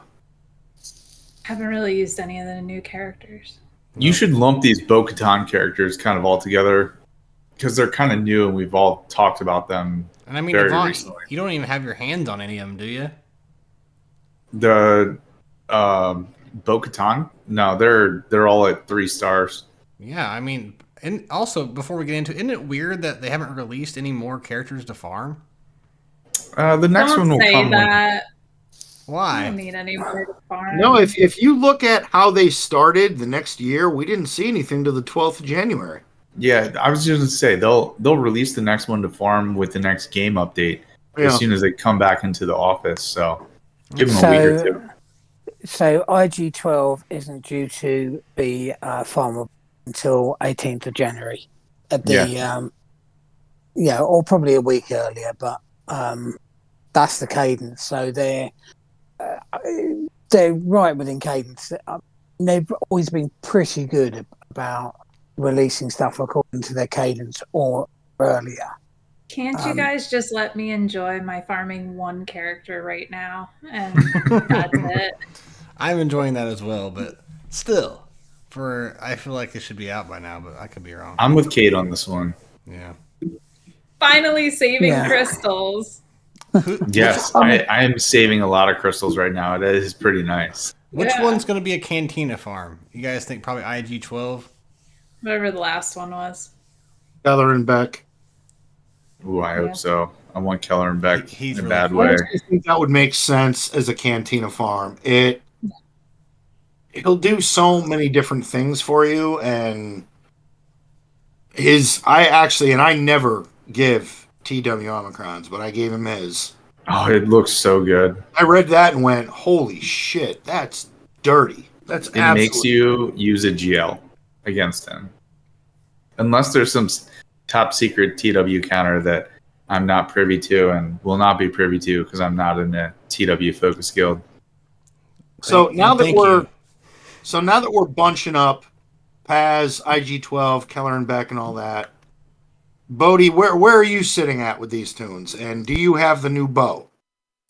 No, because I don't whale as such. But my Paz is 5-star because I refresh quite heavily.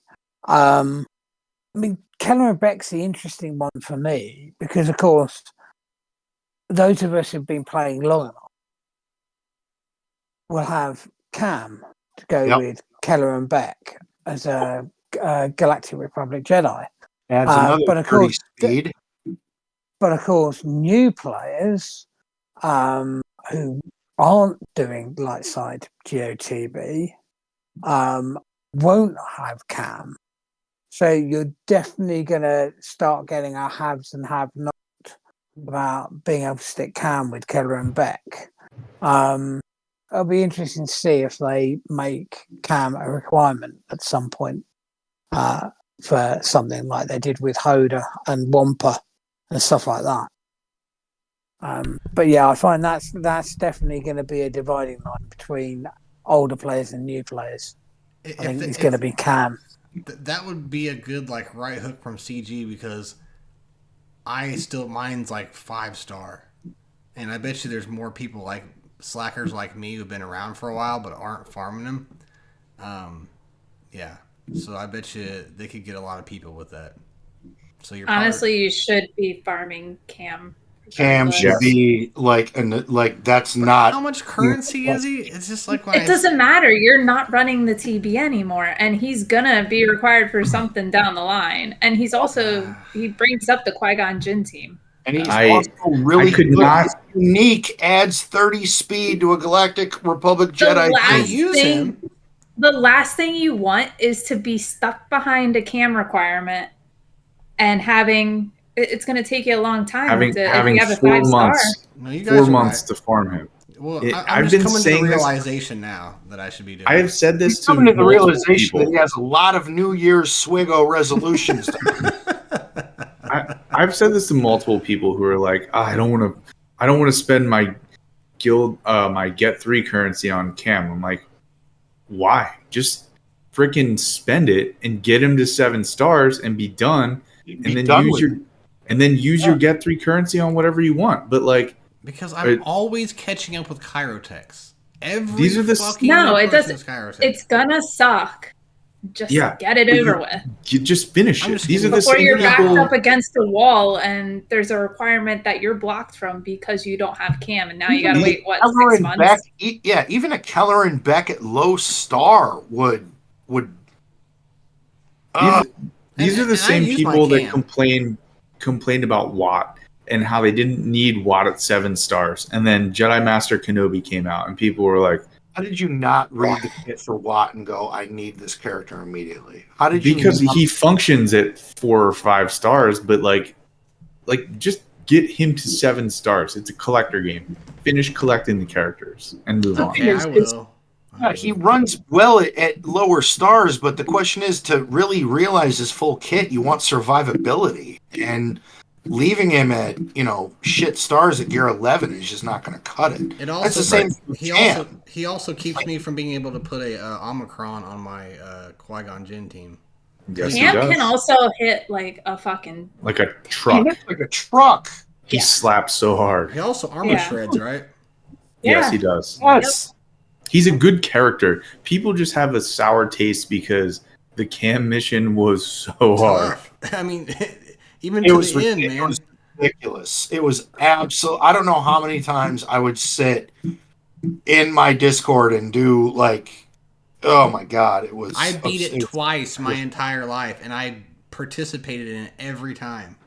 Our guild is not super, super serious, and I have always offered myself to help people through that mission when we were doing Lightside Geo, and it's hard. If your modding's not right, it's infinitely harder. It's not hard. I used to do the streaming for my guild for Cam. Yeah. I even helped out Sarah when I joined her guild. The fact is that as long as you know what you're doing, it's fairly straightforward. But you cannot just go in and mash buttons. No, you cannot. You have to play it a certain way. Mhm. People like the 50 Shards of Cam server did an awesome job working out what modding requirements were. I'm glad we don't have it's not as bad for Rote, but again, you still need certain modding because of the Java scavenger. But that's the way it goes. They want to make these characters less simple to get. Let's put it like and that. shout out to 50 Shades of Cam, because there was that's where most of the community went to, and to get that done. Yeah, I forgot about them. I'm guessing they're now obsolete, or do they do the Inquisitors? No, they stream Cam missions for those that are running Lightside Geo, and they also stream the Reaver mission. I've used them when we were because I'm in the UK and Sarah would have been at work. I used to go on to the 50 Shards of Cam to stream Reaver and make sure you just have someone looking over your actually stream the Reaver mission for people.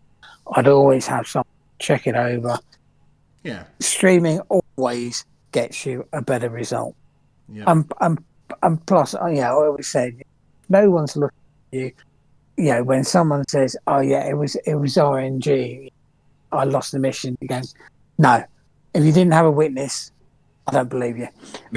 Now, I did that so many times. I streamed my Cam mission. I can't even remember. And no shame. I don't give a shit. That was precise. You had to know your shit to do that. And yeah. Now the Reaver one's much better. If Bones can do it by himself every time, it's a lot better. So, you know what? I don't have to remod my Inquisitors at all. They're modded well enough that I'm at the point now I just hop in, do it, and it's over. Yeah. I can't wait till it is over so I can go back to modding Inquisitors how they should be. Anyways, back to what we were talking about, because it wasn't Cam. Yeah, so no, it was the end of the year. We had the last group of characters. I think the only ones we really cared about was Keller and Beck. He's putting up shitty Jedi. IG-12, yes, he is cute. Did you, for the people who have him, I guess Logan, are you the only one with him? What do you think about him? I have all of them. What do you think about IG-12? I think he's really good with the bow team. My Paz Vizsla is Relic 9, my IG-12 and Grogu is Relic 7, my Keller and Beck is Relic 8, and I unlocked Bo day 1, and she's Relic 8. I gave her 3 Zetas, 3 Omicrons, and I'm really looking forward to seeing what she does in 5v5. In fact, I'm going to throw her up against the first Lord Vader team I see, and I think it's going to absolutely fucking destroy it. I heard it's underwhelming. I don't know how true that is. But... Well, it's just because we don't know what the Omicrons are going to do yet. Right. True. Like when you read those Omicrons, that is just going to make that team so dirty. Like there's been talk that there's a good chance it could beat Jabba. We don't know about Jedi Master Kenobi yet, but on paper, It seems like it would. it's going to hand some GLs their ass. So now he's Lord Failure again. Stop. No. Was that the only 3 though? Was there only 3 for Bo? Yeah, 3 marquees. Yeah, That because was you had for Mando. Yeah, 3 marquees, and you had to have best armor Mando at Relic 7. So that Which was most people have anyways. What a full year! I didn't realize we had that much. yeah. What did everybody else think of the new Bo and GAC potential? I haven't watched anything on her. Yeah, I It don't know. Seen anything. sounds good, but hopefully I'll be ready when the next version of the event comes around, depending on the farming and where the characters are farmable at. So Keller and Beck should become farmable beginning of February. Oh god. So Hopefully You've he's probably the got- Cantina farm. I can confidently Yeah. say I'll have 8 GLs before I get her. I mean, I expect it'll be a 4-month gap for Bo. Don't think it'll be 3. I think it'll probably be 4. That's typically what they're doing these days. Is I mean, if leaving they- a long gap. If they do 6 months, they could do 6 months like the Inquisitors with GI. I think there was such a backlash against that. Enough to give the spenders enough benefit, because there's got to be something in it for the one. I mean, if if they're they spending and keeping the lights on, then they should get a benefit from doing it.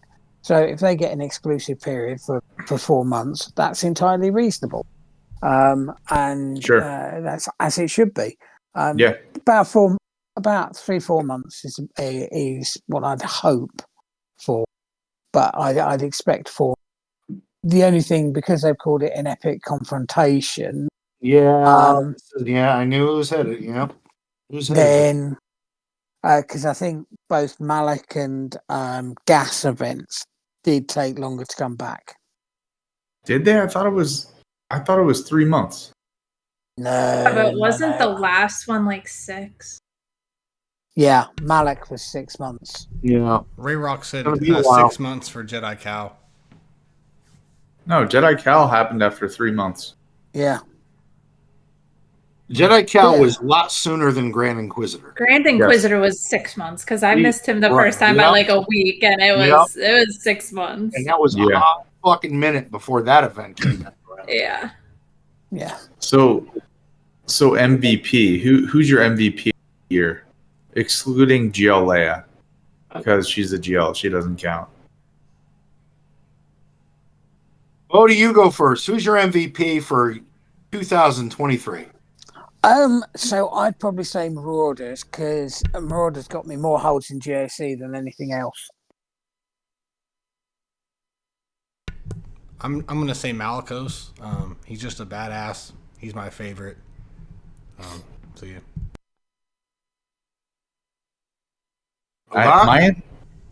My answer is Captain Rex.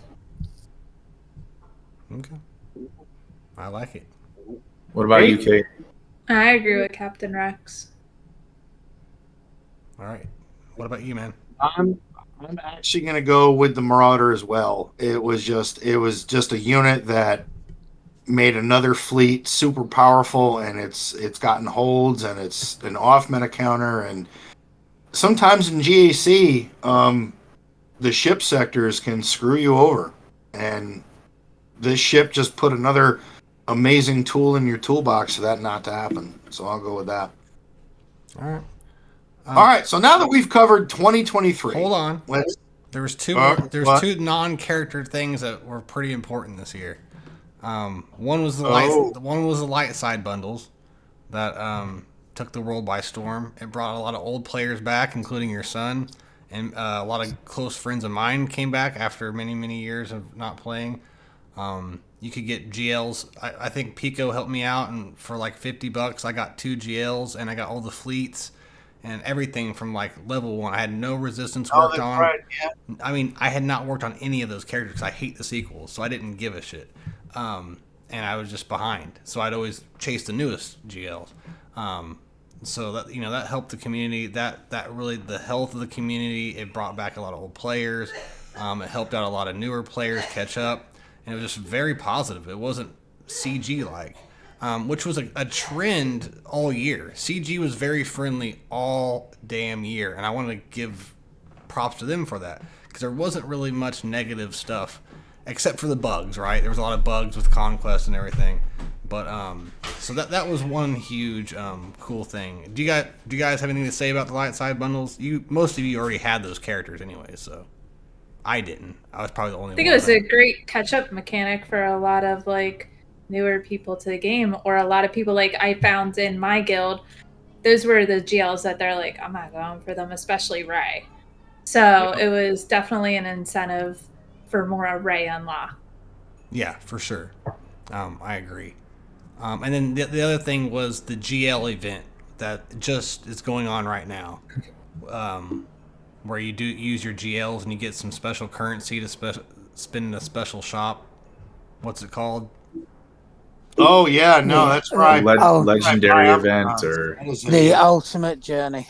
Yeah, there you go. I love that. Yeah, I want to hear your guys' opinions about that real quick. What do you guys think about it? I like it. I think it is something that I didn't have before that gives me currency and rewards that I did not have previously. I think it's a hell of a. They're opening up the bottleneck on Omicrons. I think, like, because that's all I spend that currency on is Omicrons. And I think it also gives people another reason to go and get older GLs. Yeah, because that's which is always you good. just don't want to miss out on. Yeah. It gives me zero motivation to go get more GLs because of this event. I think it's silly. I think you barely get anything, and it doesn't come around long enough. And Pico was like, well, that's why you refresh them all. Yeah, if you got the crystal amount to do that and everything else, the price for everything is ridiculous. Open up some Kairos. Fuck the Omnoms. Like, I have everyone with Omicons that I need. Like, I don't need any more. You know what I mean? So, like, I think it's... You must be the only person who thinks that. I'm the only one that thinks anything that I think. But, like, if you don't have the only person in this line of if you don't have 6+ GLs, this is worthless to you. This is more for the end gamers. But go ahead, Bowdie. Sorry. I just want to make sure you're sat down when I tell you this. But Kairos... So currently, I think I have about 2,000 of each. They're not a bottleneck anymore. They really are. But not for you guys. I still have 2 more GLs I need. I have 0. No.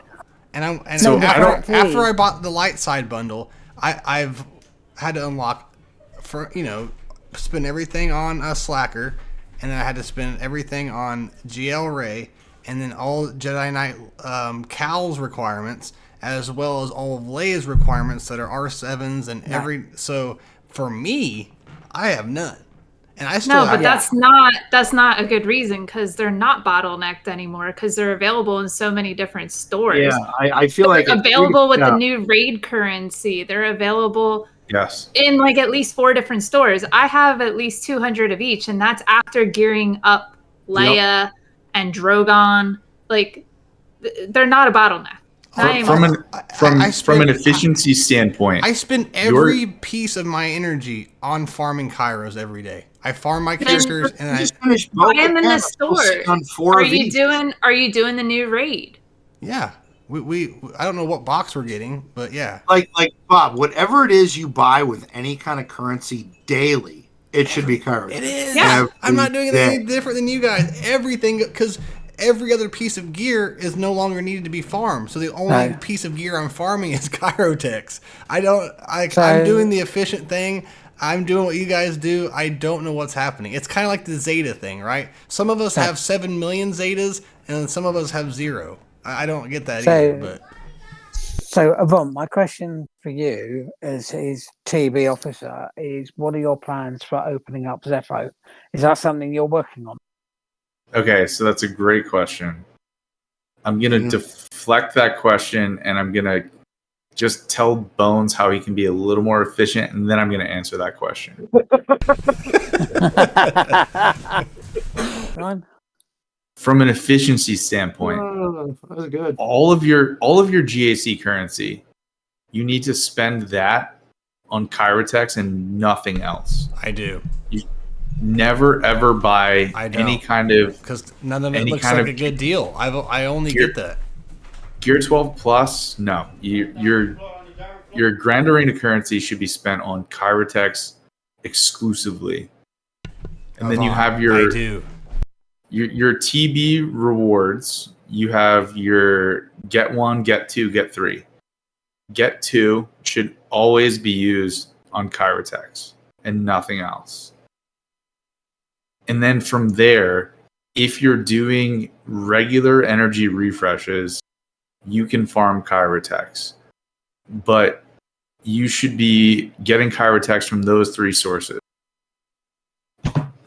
People will use their Get 3 on Kyrotex, but you shouldn't do it until you have all of the Get 3 characters, which are Wat Tambor and Cam, right? And then once you have those, then you can spend your Get 3 on Kyrotex. And I'm not like Bowdie. I don't have 2,000 Kyrotex, but No, I don't either. I have a couple hundred Kyrotex of both types, and I have every single character taken to Gear 12 that's a Kyrotex character, like a character released after the creation of Kyrotex, with the exception of Omega. I'm gonna send you guys a picture of how many I have, and then what I'm about to be working on, because I honestly feel like if you're farming and you're dedicated to farming Kyrotex every day, you are not worrying about bronzium wiring. I have never worried about bronzium wiring ever. I don't understand how a lot of other people have said, dude, bronzium wiring is killing me. These are yacht problems. Well, somebody in the chat said, if you have every tune and every relic, even before I, started spending more and getting all these characters, even before all that, when Kyrotex came out, if you farm it right, yeah, you may run into a shortage after a release, but there are enough options out there of Kyrotex that you should not be having a problem. I don't feel like Kyrotex is a bottleneck anymore. Say it was a bottleneck for me probably up until the last 2 months. Since then, it's available in multiple different stores. I think that's the huge thing. And if you are farming them, it's not an issue. But that also, yeah, it could come down to where your account's at. But there's no reason to not be farming them in the stores every day. Yeah, and that's what I use my currencies on. Back to your question, Bowdie. And I still got a farm Bad Batch. Anyway, it's your fault. All right, go ahead. Cross, you get to walk up Mount Skull. Yeah. Jesus Christ. From a territory battle perspective, it depends on the type of guild that you are in, and so your guild's a little bit more focused than my guild. So you guys are getting those extra TB rewards because everyone pitches in.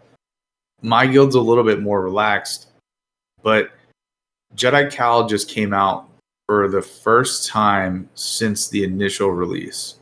So this next time that Jedi Cal comes out, it depends how many people have Jedi Cal. I don't think we're going to have enough to get to Zepho. But after that, I think we're going to make a big push to get to Zepho, especially because the characters will have... a lot of people got the additive drops, right? With the all the Jedi Cal requirements recently. That was 3 or so weeks ago, where they were releasing all the additive drops. So people are getting closer to the requirements, and they're only gear 12, so you don't have to take them all to relics. But people don't quite understand the value of Zepho unless you're in a really competitive guild. So I would like to have our guild push for that, but it will really depend on how many people get Jedi Knight Cal. Yeah. So I would say that when Zepho came out originally, everybody thought the rewards were underwhelming. But when you get, when you add up the get to that you get It's a from lot. the unlock, then the 40 Kairos, the 20 of each that you get. So you're effectively doubling the amount of Kairos you get for the rewards, because you get about 20 of each in the from the stars. Yeah, if you max out the sector. Yeah. And you'll also get, there's a clones special mission that gives get 2. You'll already have, most people will have 501st and Captain Rex at decent stars, so it's not too much to then ask for a few additional relics on those, and then pretty soon the amount of get 2 that comes in that people can then spend on Kairos. That's why I said for me, Kairos isn't the bottleneck, because we really pushed that. And I think a lot of guilds would benefit. And the missions on, you don't have to do the actual finished Zepho. We wait until the end of the end of TB to do it, so it's open for 3 or 4 days for us. So you can just build it up, and on the last day, once you've filled platoons, which are only R7, so they're not like the R8 planets; they're still only R7.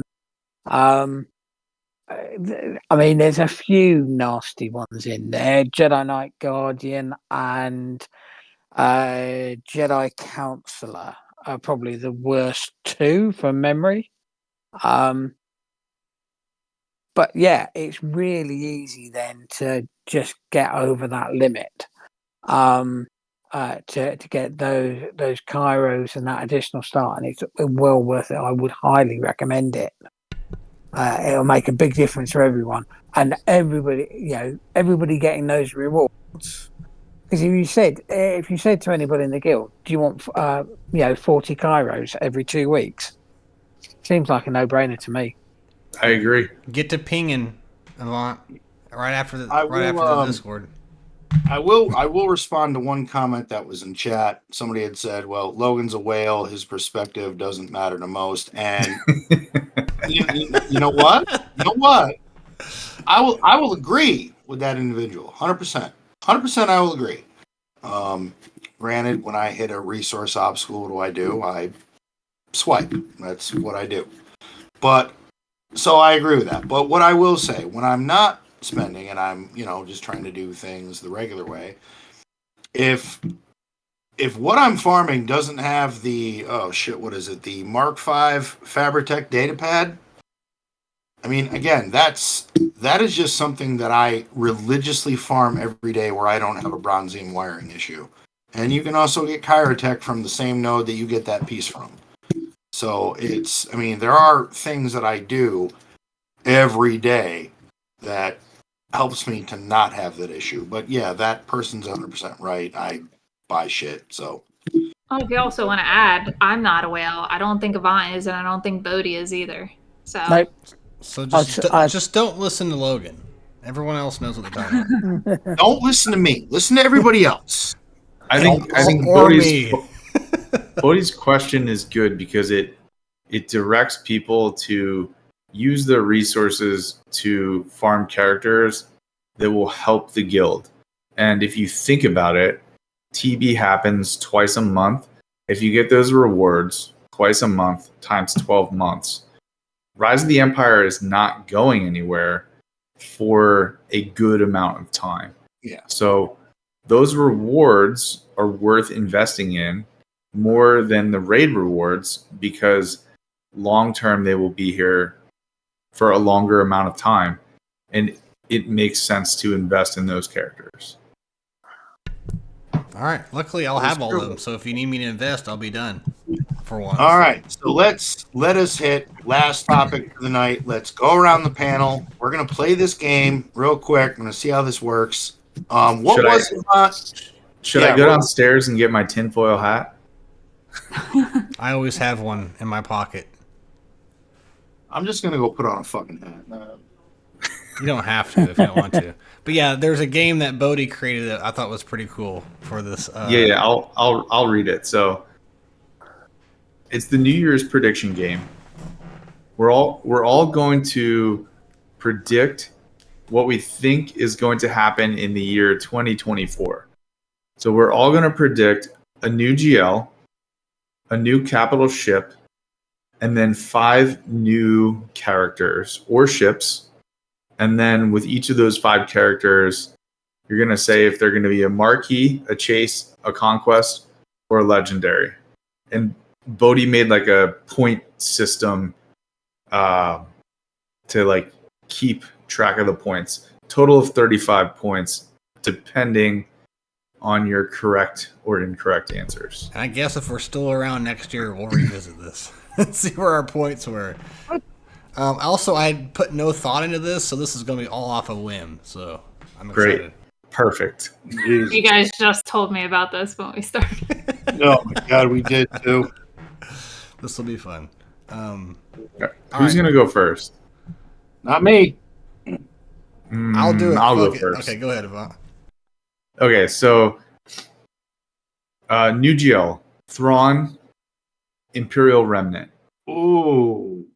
Oh, I like that actually. That's the one I was gonna pick too. So,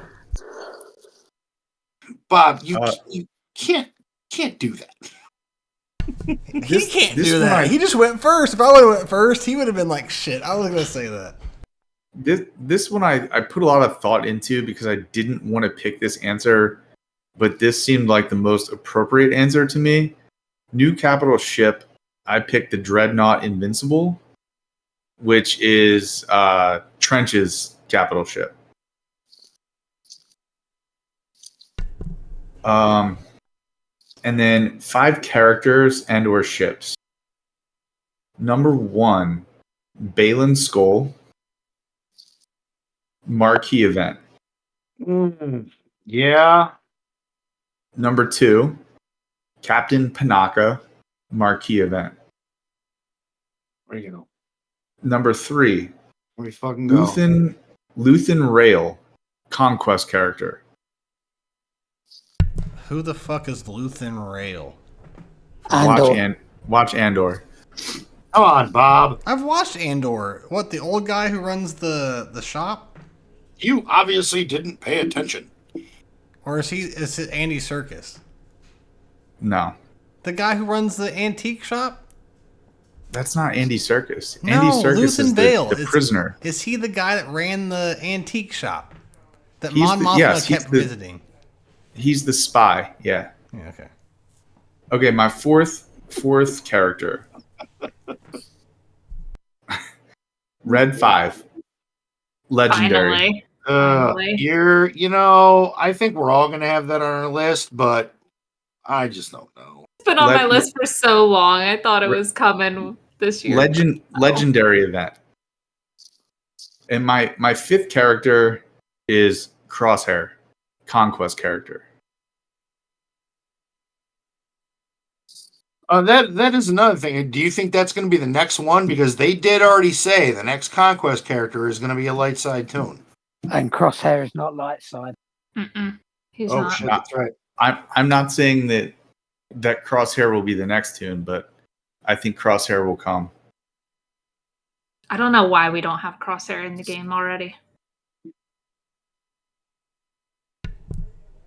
All right, that's it. Who's next? All right, I'll do it. Okay, so I was literally going to say Thrawn because we're going to get some Ahsoka content, and I keep saying that maybe we'll get both Ahsoka and Thrawn as GLs. But I'm not going to go for either. I'm going to be different. And I'm going to say neutral GL Revan. We've all been wanting him. 2024 is the time for a neutral GL. And we're also running out of factions to have GLs for as well. So I'll go with that one. New capital ship. That's going to be that's tough. It could be anything. It could be absolutely anything. I'll go out on a whim and say, like, remember the octopus guy from season 3 of Mando? He looked like the guy from Dead Man's Chest. You know what I'm talking about? It looks like Cthulhu. You know what I'm talking about? Yeah. In season 3, he had like they were attacking whatever the planet was where Grief Karga lives. That's all I can think of. So that one's probably wrong, but I don't know what else they would do. 5 new characters. I've been saying this for the last 3 fucking weeks. It's the 25th anniversary. What? Crafting Away in the chat says, you give respect to Davy Jones. Davy Jones, there you go. He's been in space. So, 5 new characters. I've been saying this. I mean, obviously they're not just going to do Phantom Menace stuff, but you kind of covered some Ahsoka things. I've been saying this the last 3 weeks. It's the 25th anniversary of the Phantom Menace. We're going to get Jar Jar. We're going to get, I think, a legendary Padme, which I would say probably in her dress, you know, the real eccentric red dress we see in Phantom Menace. I think we'll get Panaka. I think we'll get Bail Organa. That's someone who a lot of people have been asking for. And I think we'll get all of them. You know, most of them are going to be marquees. What else do I got to say? A conquest character? I'd say Jar Jar will be the conquest character. For sure. Get the fuck out of here. And one of them's a legendary, which I just said would be Queen Amidala. So you gave 4. So I need what? One more marquee? Yeah. Go on, go for Teak. Fucking Teak, man. I don't want to be wrong, though. Because you know we're not going to get Teak. That's just a passion of mine. We're not getting Teak for a long time. But someone was talking about the Caravan of Courage would be cool. Because they got the girl, you got the old man, you could do the brother, you could put Teak. So there's a lot of them you could actually do. They had the 2 villains that were weird and out of place. But no. Something like, I think it's going to be something from Andor or something from Ahsoka. I'm going to say Captain Enoch will be one. Not necessarily tied to the other ones I said, but Captain Enoch. What kind of release? I think he would be Conquest as well.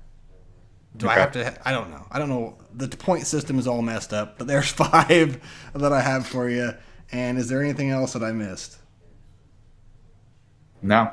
Okay. That's me. All right. God damn it. So, Yvonne, go down the list. What do I have to answer? GL. First to GL.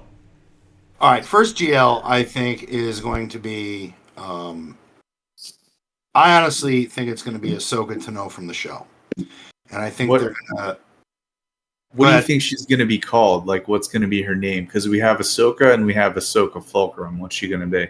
She'll just be like Ahsoka Tano and be neutral. She'll be the white version. The revived, like Gandalf the White. That's what I think. Ahsoka Tano the White? Yeah, I guess. So with it? What do you think? I'm sorry.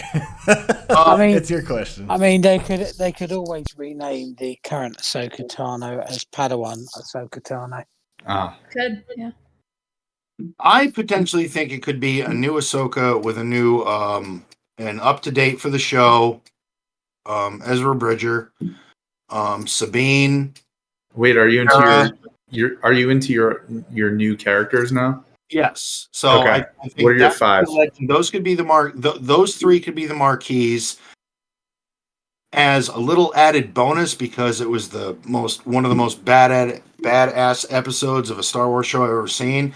You give Jedi Knight Anakin a little bit of a kit update, and maybe because of that dream she had, he's added into the team. I don't know, just spitballing.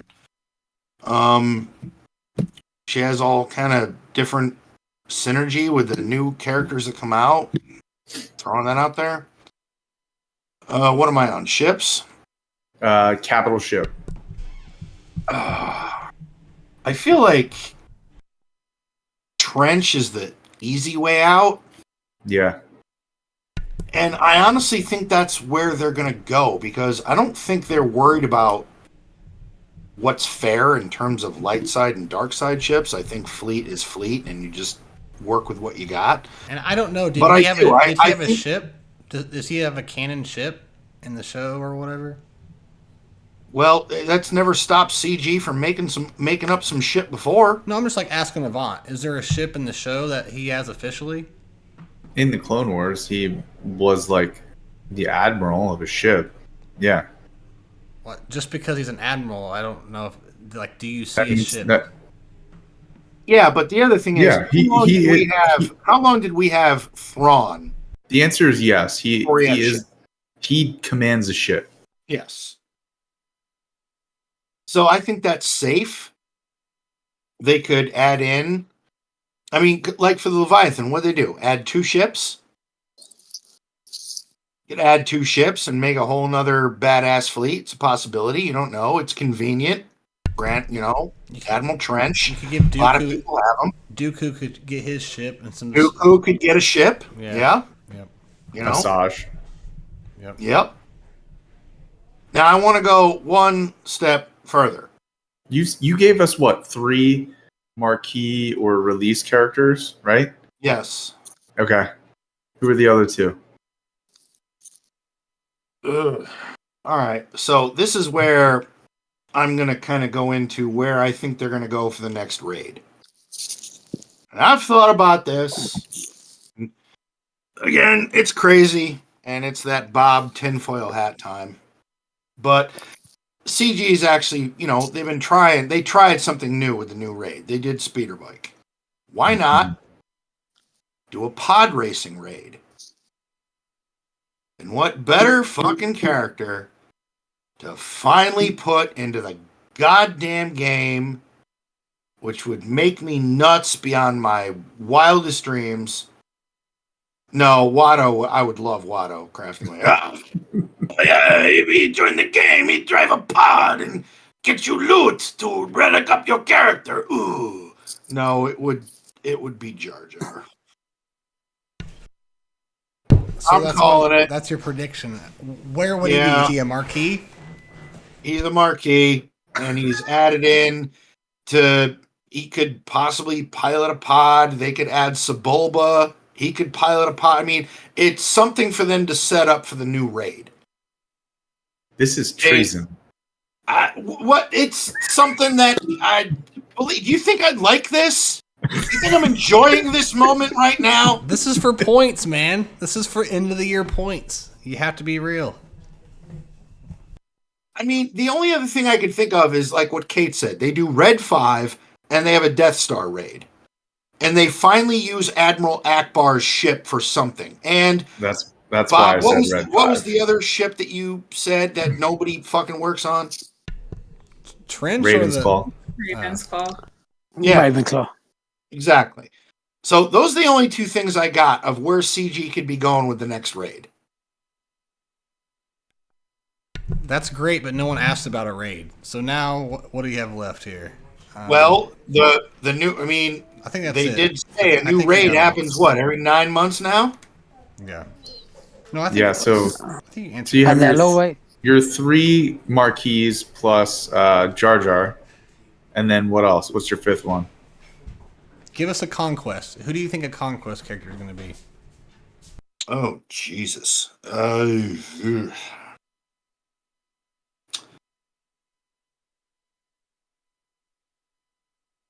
I honestly don't know. Am I the only person that came with an organized list with Yes. stuff written down? Yes. Yes.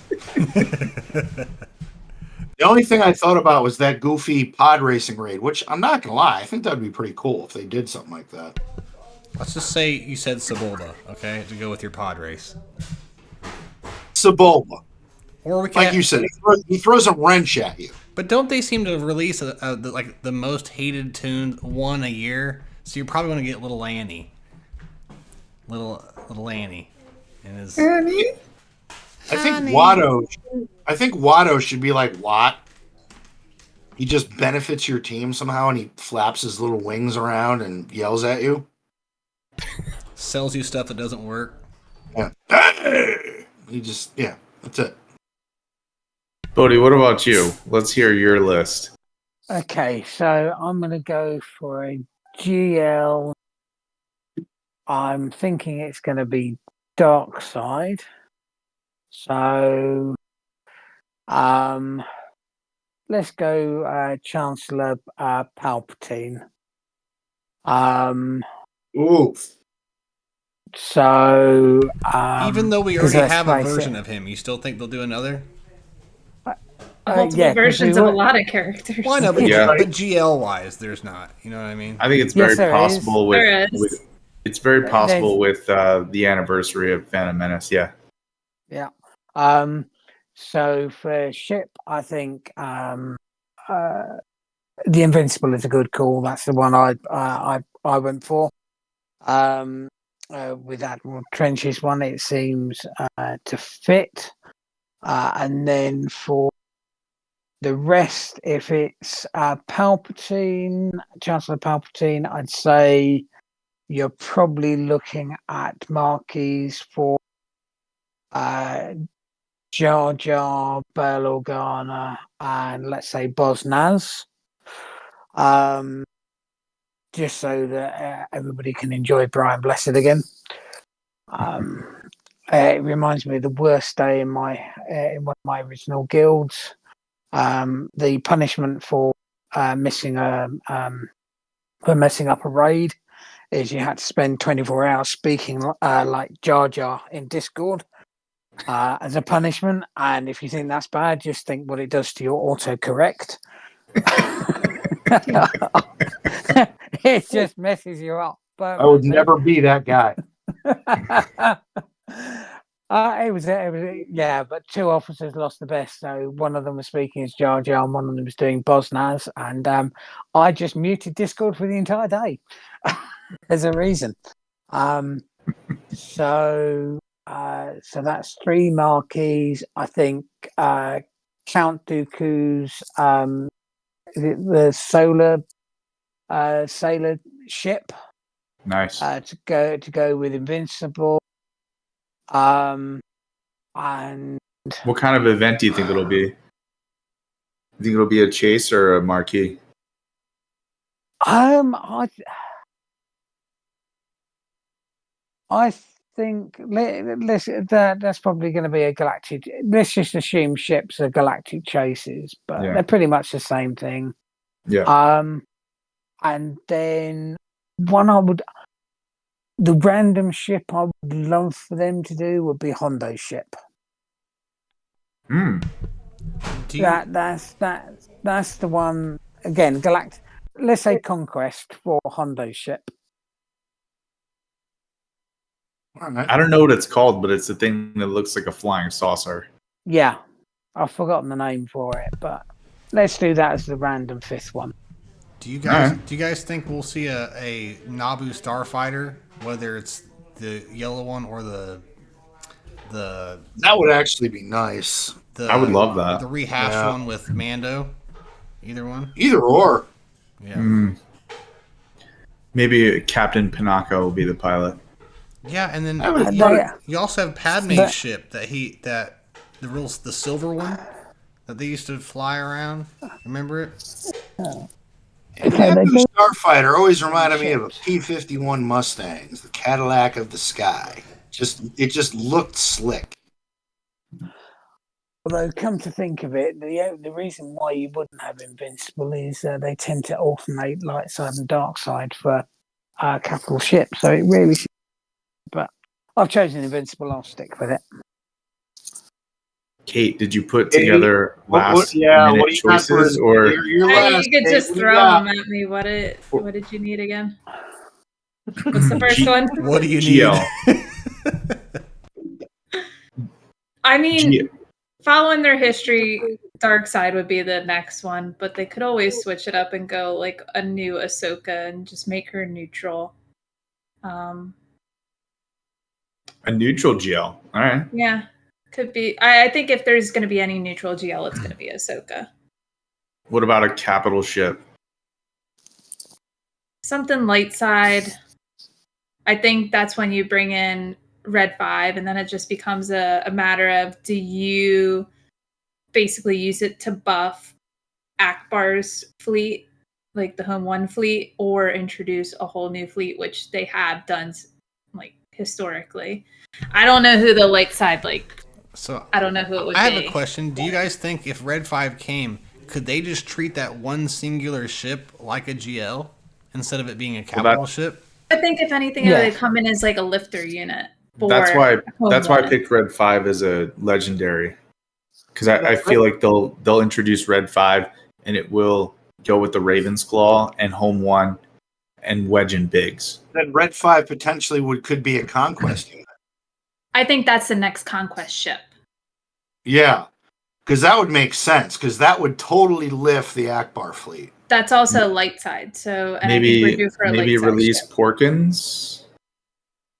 Maybe. Yeah, we need him. If we have fucking Nisa, we can have anybody. Dude, they add Porkins here. You take my wallet. I always like that, dude. But that could realistically be the next conquest character. You guys said they said light side. I don't know anything about what they've said recently, but you said light side. Yeah. It could be a light side ship, and it could be Red 5. Yeah, I like that. Okay, so 5 characters that are either marquees, chases, conquest, or Legendary. legendary. I think Balin and Shin would be 2 that will get added at some point. As what kind of release? Marquees? Marquee. Yeah. Marquee. Who else? What you guys talking about? The Phantom Menace. I would love to see Queen Amidala come to the game. I just don't know how they would build the team around her other than maybe just adding Bail Organa. But I think if you bring in Queen Amidala, I don't think she's a marquee. She could be like a legendary, like kind of like one of those old school legendary ones. So Queen Amidala, I think if you do that, you bring in Bail Organa. Okay. And then What about your 5th one? I don't know. Trying to think. Make it a conquest one. Make it a conquest one? Yeah, because it's a singular. God. Do you think Jar Jar's coming? We've all said Jar Jar. Oh, well, yeah, I think with Phantom Menace being like the 25th anniversary, that is the perfect time to introduce a Gungan faction. And if you're gonna, I don't know if I would, I know I've like bounced around saying Jar Jar's, I don't know about Conquest character, but he's definitely the most noteworthy of them all. I don't know if he would necessarily come in as a marquee, but I could see him coming into the game along with a Gungan faction. See, I think that they're going to slowly do it like they did with the Tuscans. I think they're going to give you 1, maybe 2. I don't even think they're going to give you any more than 1. Probably Jar Jar, and that'll go with the Queen Amidala, like you said. And then slowly they'll release the Gungan faction. But I hope they do. I hope they do the Gungan faction. But it's so hated by a lot of people. I know there's a lot of people who do want them. I just feel like they're going to slow roll that out so that it doesn't piss people off like old man over here. If they were to add in Amidala, add in Bail Organa, I think you add in Jar Jar, and then kind of like a Tuscans a little bit, like add them in slowly. So yeah, that's what I was thinking too. Is there anything else for Avant? No. We should cover it. I mean, I think if they definitely want Logan to open up his wallet, they just need a reoccurring event where you can just get to kill Jar Jar repeatedly. I think Logan would refresh that event every single time. Refresh. You get to shoot Jar Jar in the face. Here, take my money. I hope that's the case, but I hope it's really hard and he just flops around and accidentally destroys you constantly with his blue balls. Well, you know what I mean. No. Blue energy balls is what I meant. Yeah, no, we know what you meant. Yeah. And JLA 87 saying Gungan faction would be sweet. I don't care for your blasphemous tone. I don't care for it. No, I'm not. It would be really sweet. It'll be like I am not going off. I'm not sending this year off in a bad mood and starting the new year. No, not doing it. it'd be Not as doing it. sweet as riding in your Naboo Starfighter Cadillac, just cruising. You know what? I think I just need to accept the fact that he's coming, that it's eventually going to happen, and I need to mentally prepare myself for this. So I mean, let's face it. I'm not the biggest Jar Jar fan. As long as they pitch him at the right level, so a marquee seems about right. I think there'd be uproar if they tried to do a galactic legend Jar Jar. What if they did like an old school like legendary? I mean, let's be honest. He's got more screen time than Lord Vader. True. You know, and in terms of name recognition, I've always said galactic legends are. If you just went to a random person on the street and said, name Star Wars characters, people would name Jar Jar. So, unfortunately, he's got the name recognition.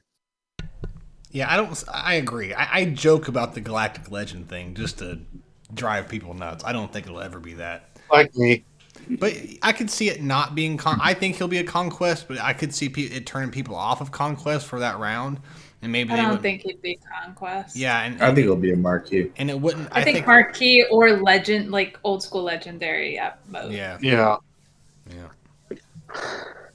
Well, I don't know. We'll find out, boys.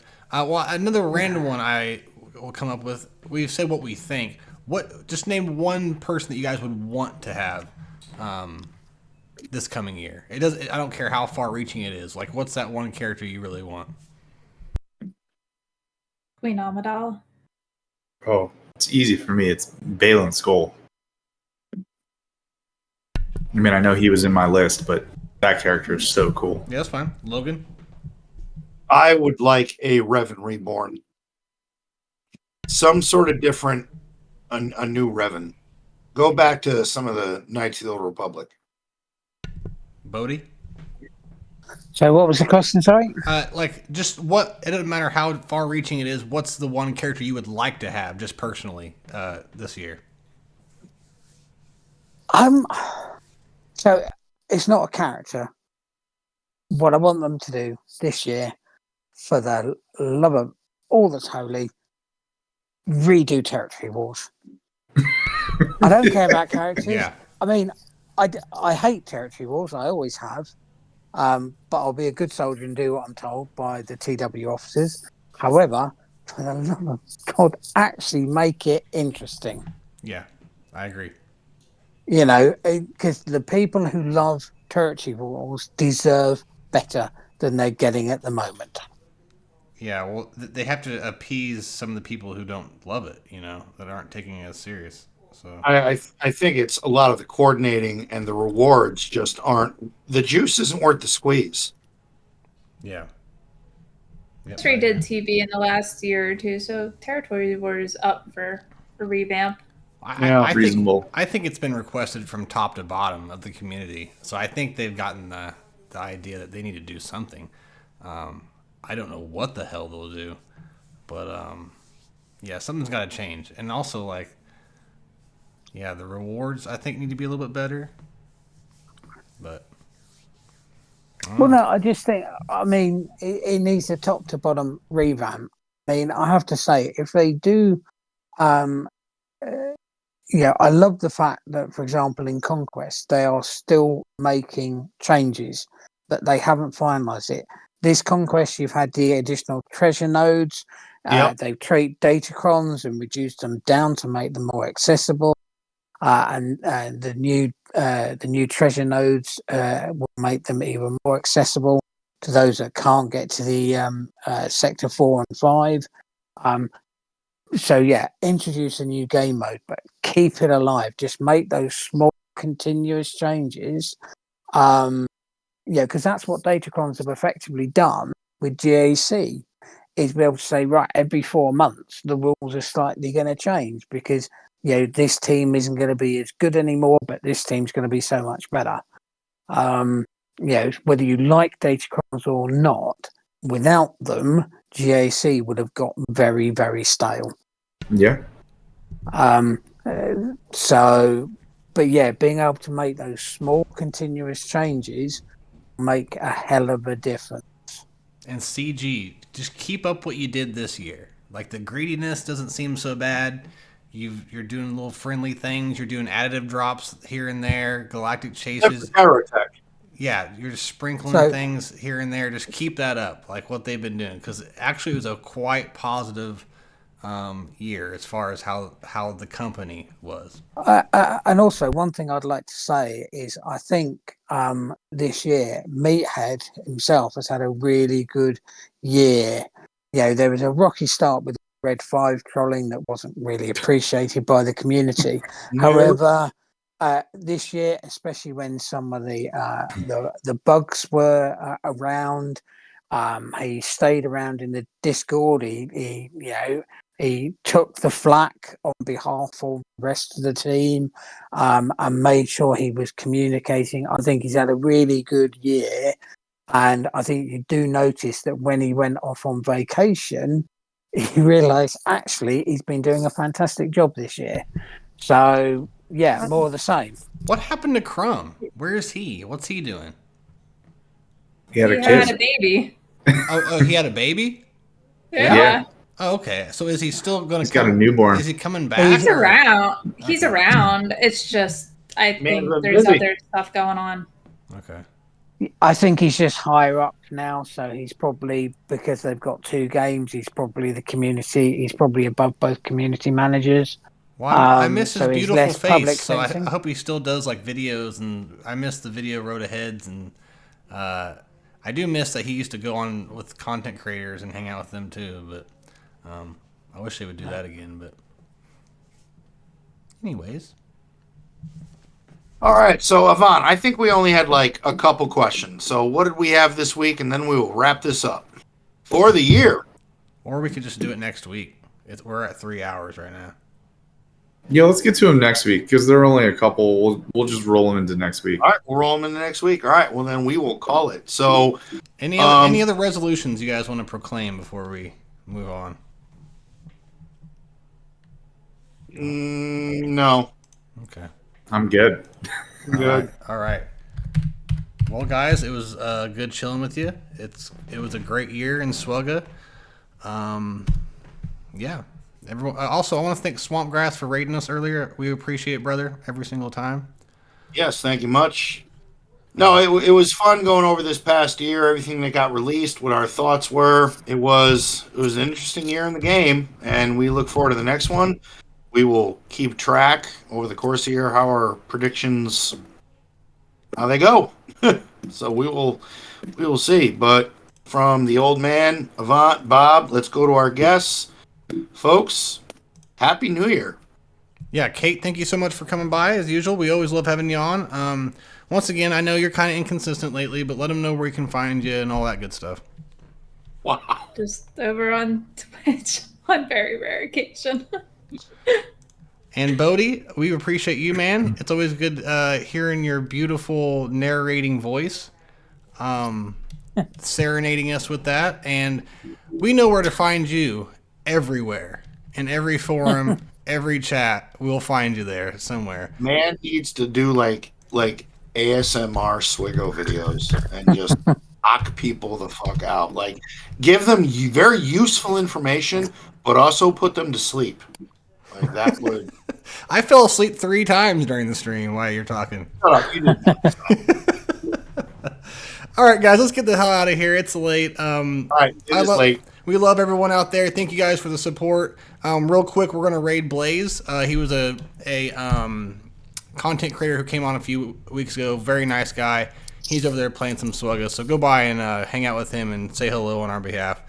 But with that being said, guys, hope you all have a wonderful new year, and let's bring in some good old SWGOH vibes here in a couple days. Yes. Happy New Year to everybody. Kate, Bowdie, thank you very much. We appreciate your time immensely. Thank you. Absolutely. All right, peace, y'all. No problem.